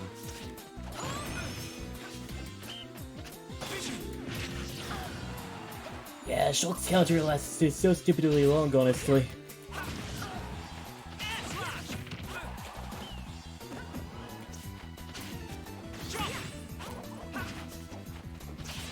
Kinda surprised I lifted that. I mean, I didn't see Shulk's recovery ability one bit. It's just that I didn't think Shulk's back air would let me recover thanks to all the end lag it has.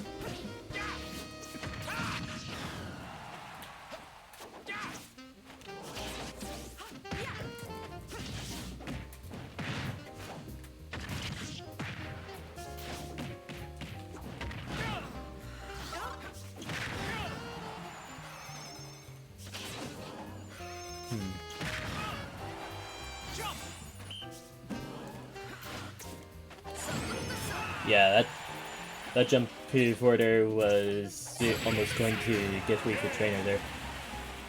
Anyways, El Barto takes out my final stop Work hard to tone that tummy. and goes on to fight whoever's up next.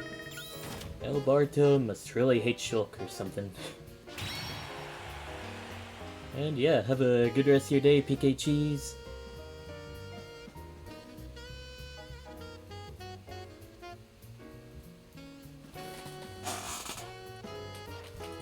Oh wait, I can literally go back to Robin now, since the time of the encore is near. Choose your fighter. Let's go! Hip hip hooray for not redundancy. I can't tell if the Vine Beam effect just happened or not. It probably didn't, actually. So, yeah. To make up for the lack of an AoE elemental effect, well, multi-hitting, not multi-hit, yeah, no. To make up for a lack of an area of effect attack, each of the skill sets to the Octopath Travelers now have just make up for all the others by being unique in their own ways. Like, the game makes you want to use each of the abilities. To the best of its ability, of course. Like, Apothecary used to be a very mid sub-job, but now it's able to put debuffs on the enemy and even punish the enemy for having a lot of buffs and debuffs on it. Like, well, okay, I guess it's just Casty exclusive. The Warrior can also do that then. But yeah, Casty's EX skill, the Desperate Measures. You see her perform an axe attack, and the more buffs and debuffs an enemy has on them, the more potent it is. You could just put Tarmor Corrosive on a foe and then give Casty some physical attack buffs, and she would literally deal like 6,000 damage as early as Chapter 2 and all that, which is insane, honestly.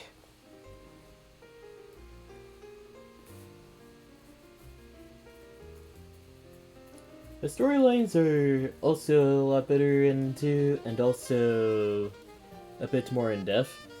Like, you can choose where to go, unlike in, well, okay, you still have a bit of a restriction on where to go, but you can choose in which order you want to do the story of each of the characters. As far as I know, anyways.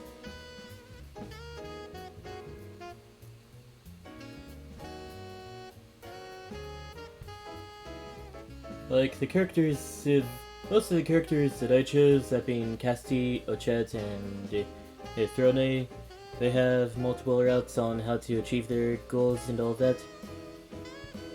Oswald, however, just seems to be bent on revenge against this certain Harvey and all that. Not to say that Oswald's story is bad at all, honestly. Only his chapter 2. Well, from a gameplay perspective anyways.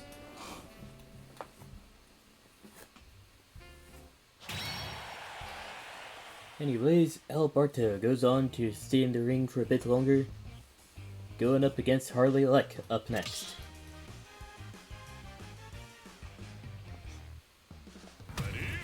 With the Wii Fit Trainer versus Dr. Mario.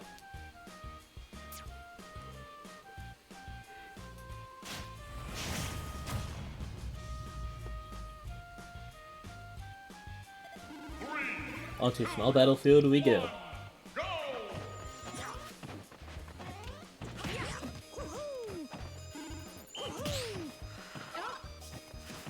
Looks like they're social distancing for a moment. Alright, now that's a very cinematic spot dodge right there. Salute the sun.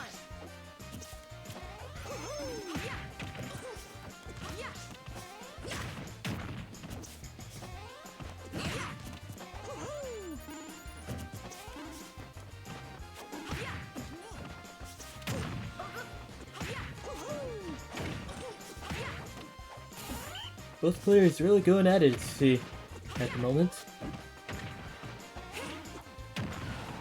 At around even percents, Harley just took the lead though. Alberto biding their time until biding his time until the right time to strike. Harley gets a roll read and punishes accordingly. Alberto gets a deep reading on and then looks for a very strong move to KO with. Stun? Yeah, that's pretty good. Both players at 2 stocks now, both at relatively low percents.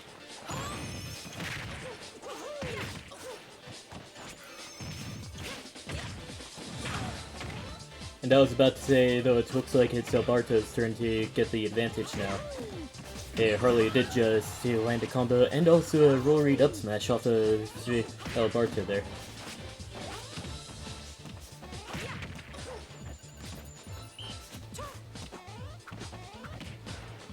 And before anybody complains that Wii Fit trainers camping way too much, like, maybe for their own good, let's just remember that Alberto may just be playing the matchup. Because we all know what happens whenever Wii Fit trainer is in close proximity to anybody. So...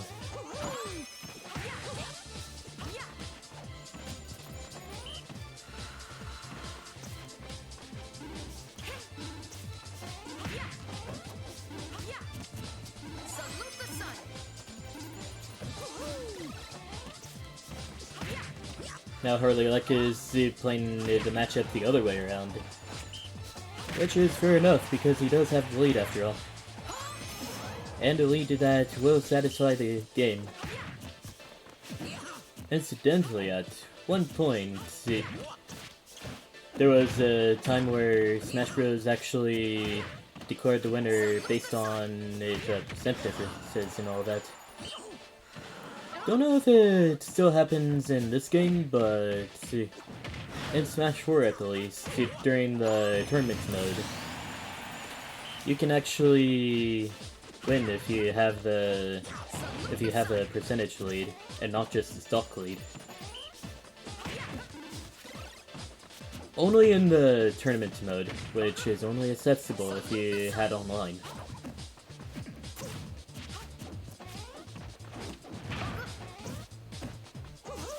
So yeah, that's enough information about that.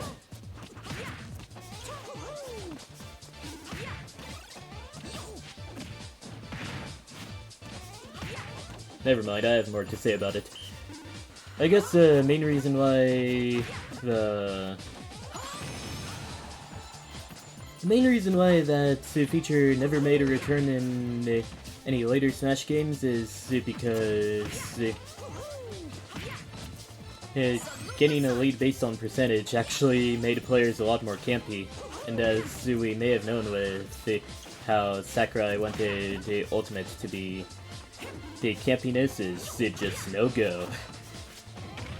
Man, imagine if they actually managed to find a difference between a campy playstyle and, well, not playstyle, but just being campy in general. And it being very aggressive, then Wii Fit Trainer might have actually been a bottom tier if they realized how to do it and do it well.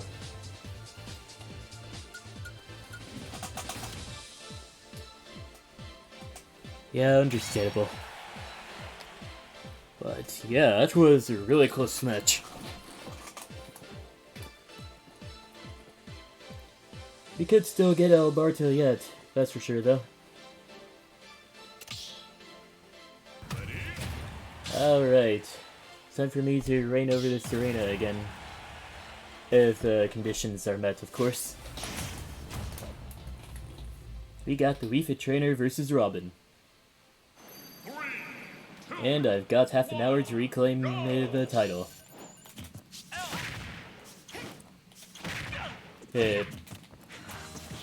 Basically making sure that El Barto doesn't have a monopoly on salt anymore.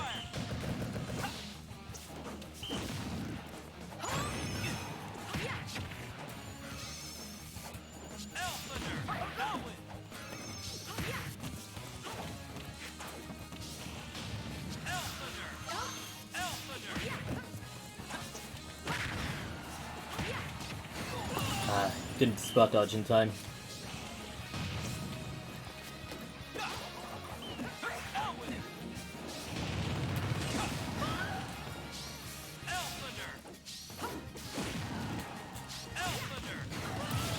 And the Yell Thunder takes out the first stock of El Barto. Yeah, hitting the top of someone's shield with Arcfire is not the best thing that can happen to you, honestly.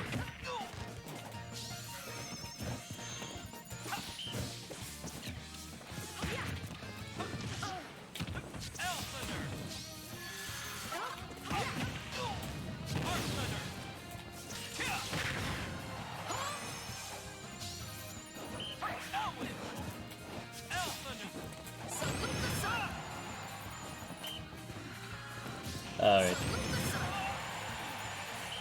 Looks like I may have to threaten Wii Fit Trainer here. Oops. So much for that.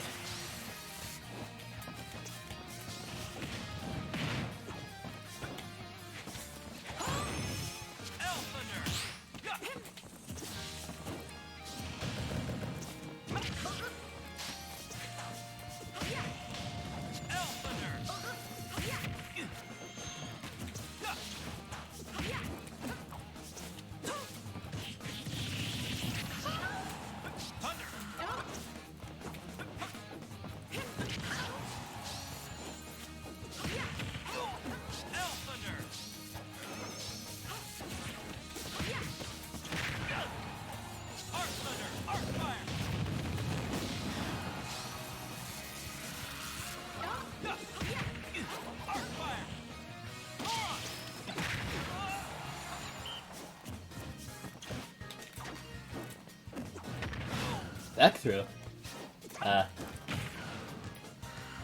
Bart's definitely playing with his food. Should be careful.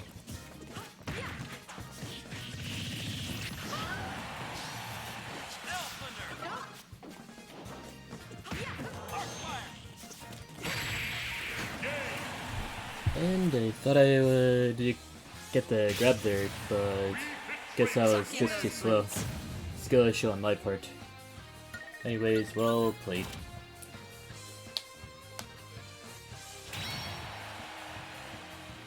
Anyways, now it's Muffy's turn to get to El Barto here.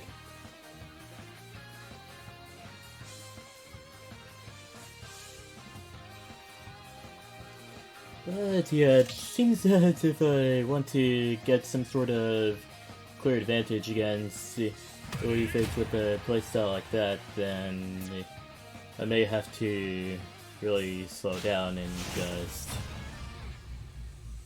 figure out when the punishes are gonna come and all that. 3, 2, 1, go!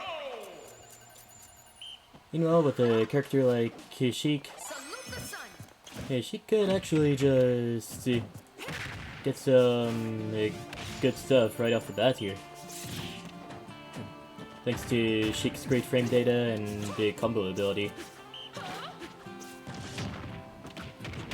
And I know that Sheik isn't very well known for juggling at all. But Wii Fit Trainer's aerial mobility is so bad that it'll just be really easy to juggle her pretty well.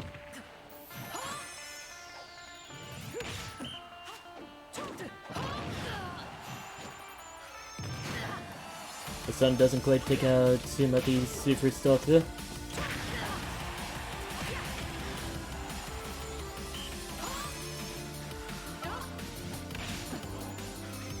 Really impressive recovery from Sheik there. Well, it looks like the deep breathing back throw will take out Nutty's first stock.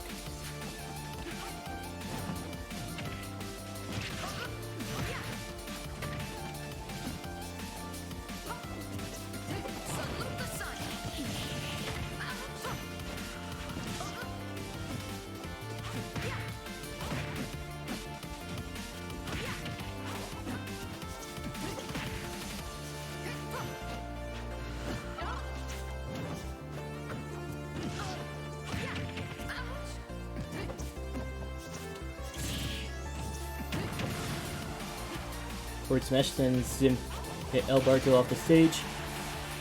It almost looked like the up special is gonna take out El Barto's first stock too, but I guess El Barto's DI is just really good.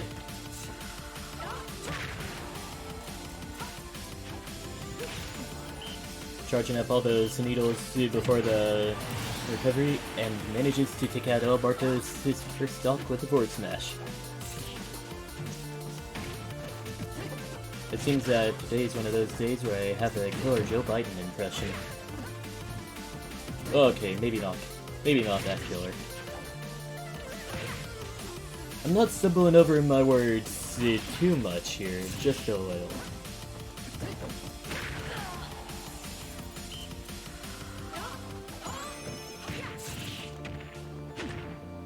Huh, didn't think I'd see a combo like that. Needle hitting Wii Fit Trainer into Needle hitting the ball over to Wii Fit Trainer.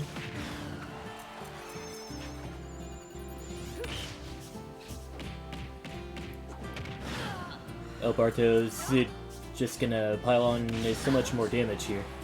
Not even carrying if an explosion happens in front of him, because Sun Salutation will take out Nutty's second stock.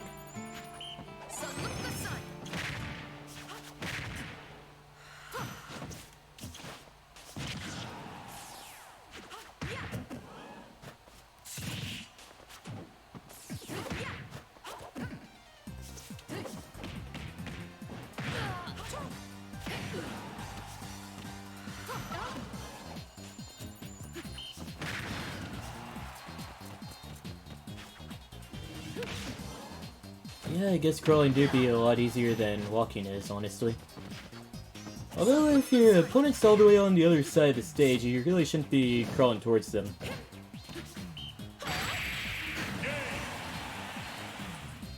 And the forward smash takes out Nutty's final stock, and El Barto goes on to stay in the ring for a bit longer. You know, these battles are starting to get lame. Somebody should get El Barto out of here, you know?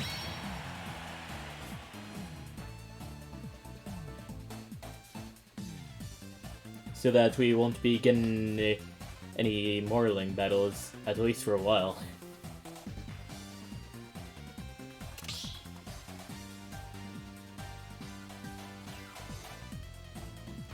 Ah yeah, that also applies to me.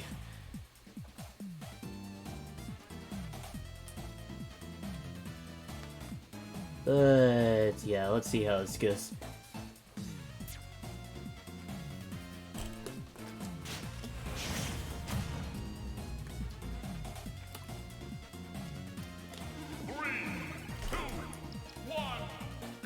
We got the battlefield between Harley Leck and El Barto. Looks like both players are ready now.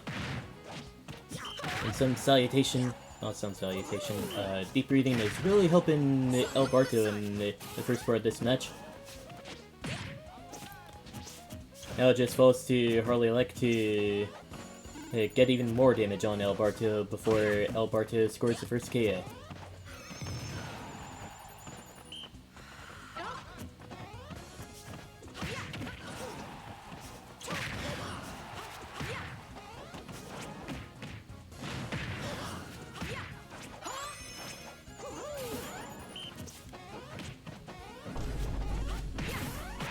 That would have been quite the Vine Boom if it had spiked.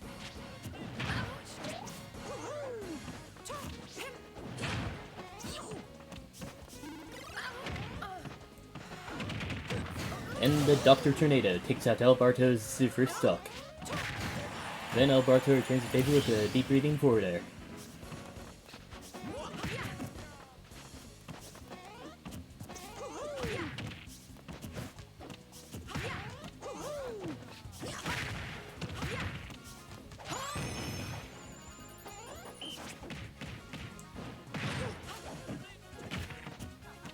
But yeah, it definitely seems that Alberto it kinda gets into the mind of the players here.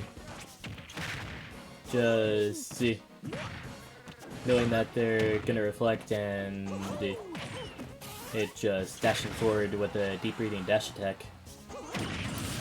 And that spike will take out Harley's second stock. Alberto doing the unoptimized movement there. It's almost like Alberto wants to lose or something.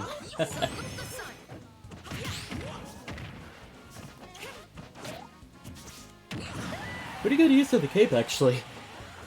Cape into the up smash sends Alberto into the top left.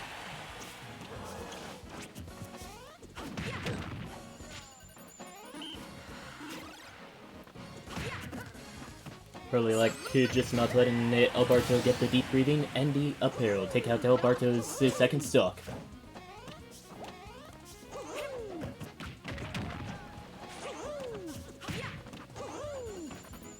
Although Harley isn't exactly out of the woods yet. Alberto's still got a... Okay, now it's a 70% lead.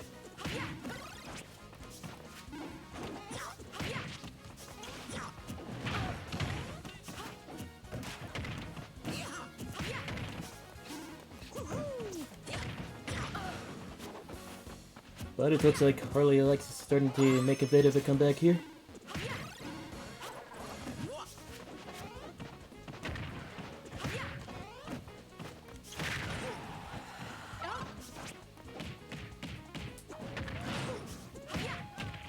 And now Alberto uses the deep breathing to mainly to help get the final stock there. Just faster, better, stronger. Oh, that was almost it, actually.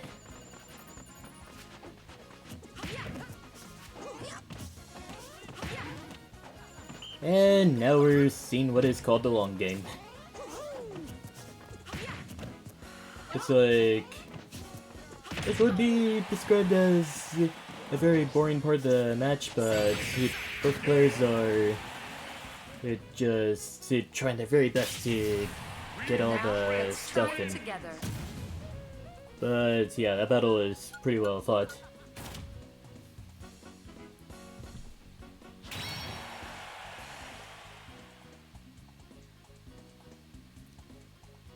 Guess we just gotta get around to the Wii Fit trainer stuff and all that.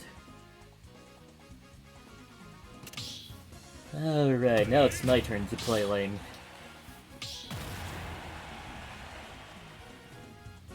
Oh frick, it's actually thundering out. And I've only got 10 minutes to play lane. Can I do it? Just gonna... okay.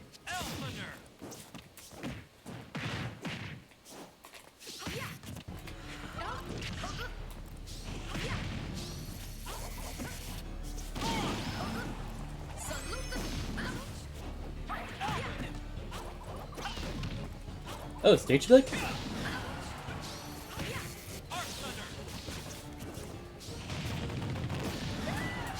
I didn't believe I was close enough to perform an up smash after that. After that arc fire, so.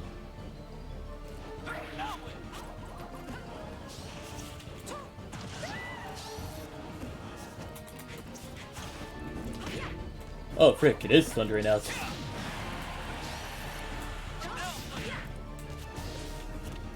Almost like one of those final hour situations. Might be for getting hit by the soccer ball there.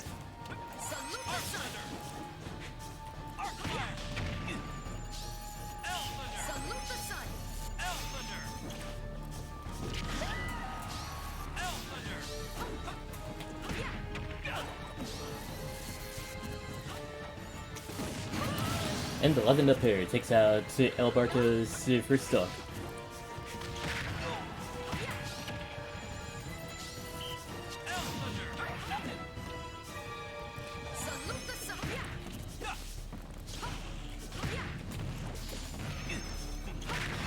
Ah, didn't have any thunder on me.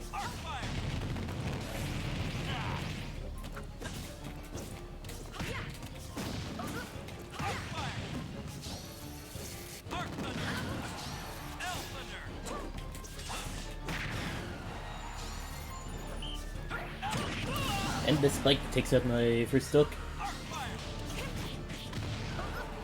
Kind of underestimated the invincibility frames that I had there. Yeah, Lethal Trainer does have some small body privileges, that's for sure. Like most other people, I would be able to hit them with an up smash while they're stuck in the arc fire. Let's see.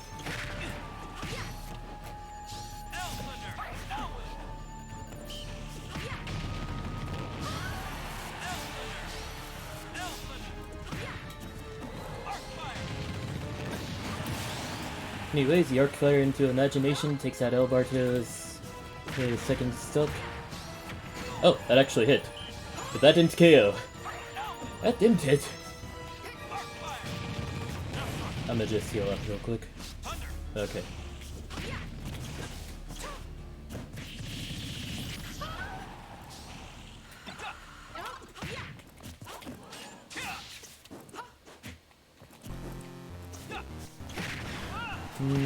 Okay.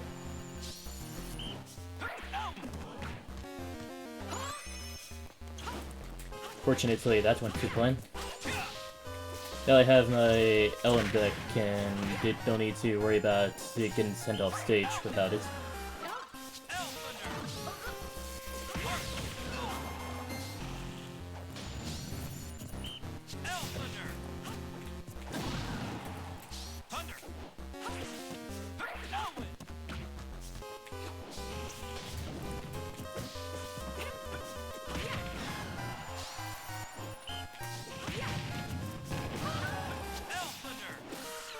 Okay.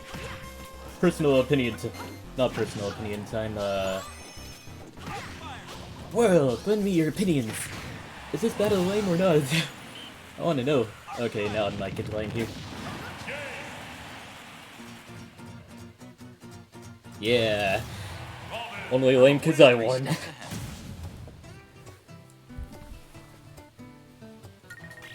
Wait, what? Huh, and here I thought that match was the last match of today's stream. You beat the raid boss? I did. Arcfire! Anyways, we do spam Arcfire around here. Albeit rather sparsely.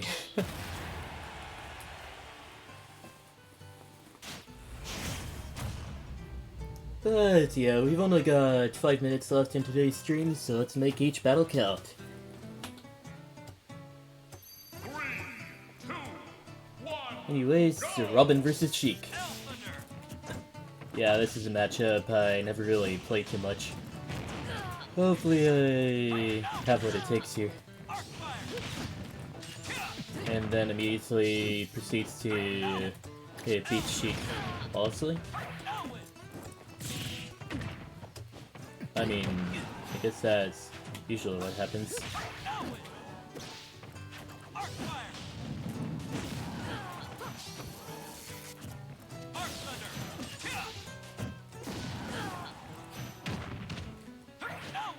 Oh, that actually would have been quite the down special there.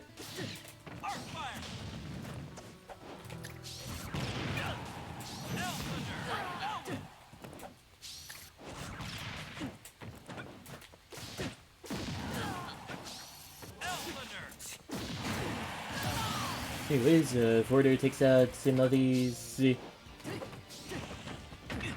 first stock? Yeah.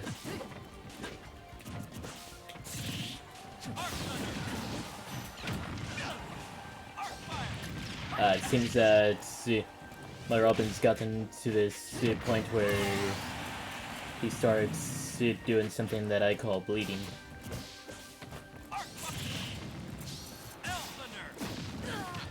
Just running out of all sorts of resources at once, and then just discarding a whole lot of free resources. Well, a whole lot of books anyways.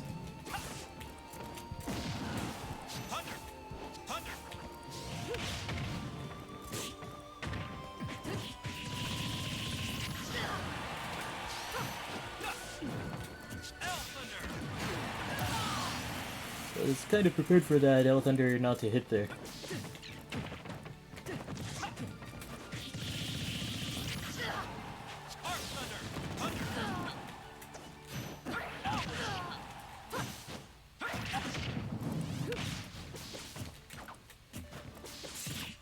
We could be seeing a pretty close match here, actually.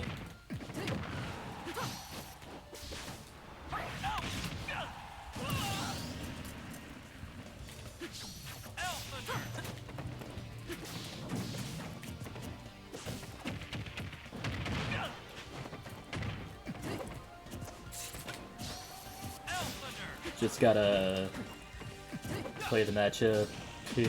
Probably lame. Yeah. Who knows? I literally almost went right into the force smash after while doing the arc fire there. That would have been kind of bad. Victory lies within. But yes, the arc fire. The arc fire spam takes me into the next match.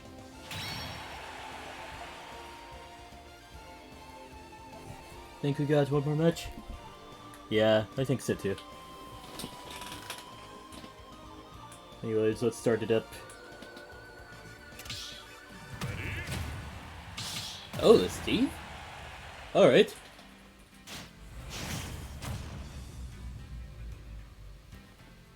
Haven't played Steve in 2 weeks. Okay. 3, 2, 1, go!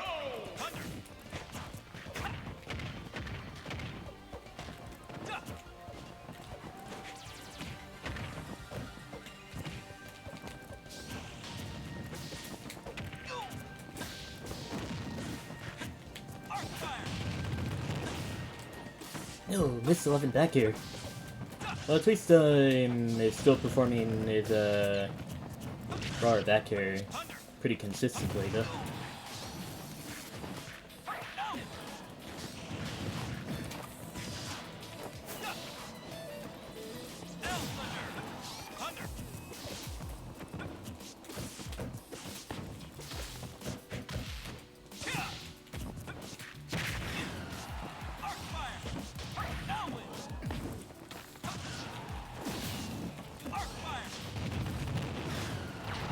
I was hoping the TNT would go off a lot sooner there.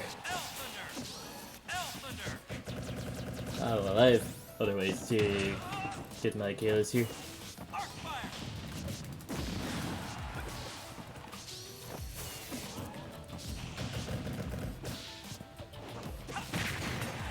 And the wooden forward smash takes out my first stock.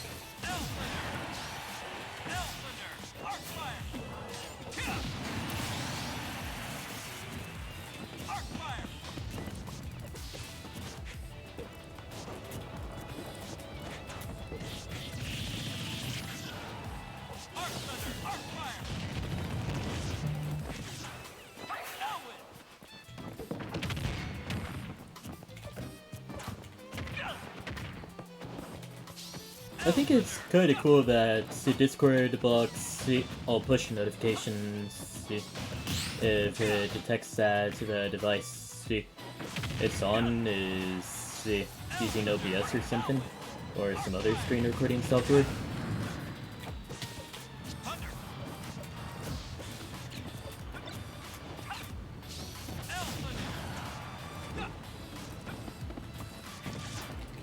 Like, you never hear any Discord notifications sound on the stream itself, just on the phone, which is close to the microphone.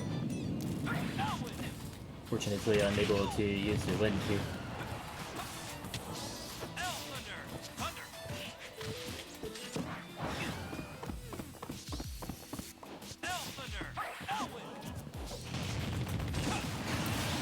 Alright, let's get that crafting bench out of here. Ah, frick.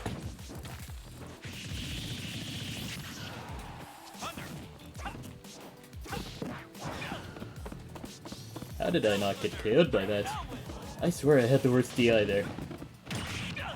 Alright, we take this. We also take this.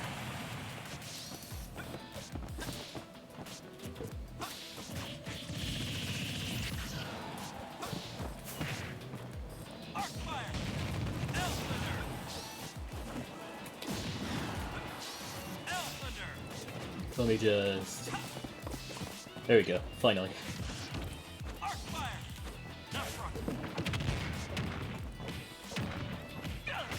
Oh yeah, I completely forgot that Harley like is so used to playing without materials, so it's kind of no use to destroy the crafting bench all the time.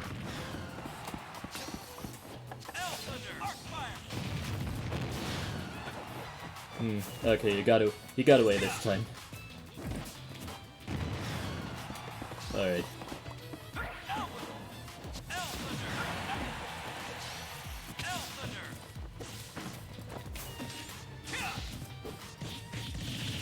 And I think that does it. Alright. And yeah, with that, that'll be the end of today's stream. Hope you all enjoyed, and I won't see you tomorrow, but next Thursday. Next Tuesday, I mean. Look at all these Octopath Traveler 2s that I have. But yeah, that'll be it for today. Hope you all have a good day.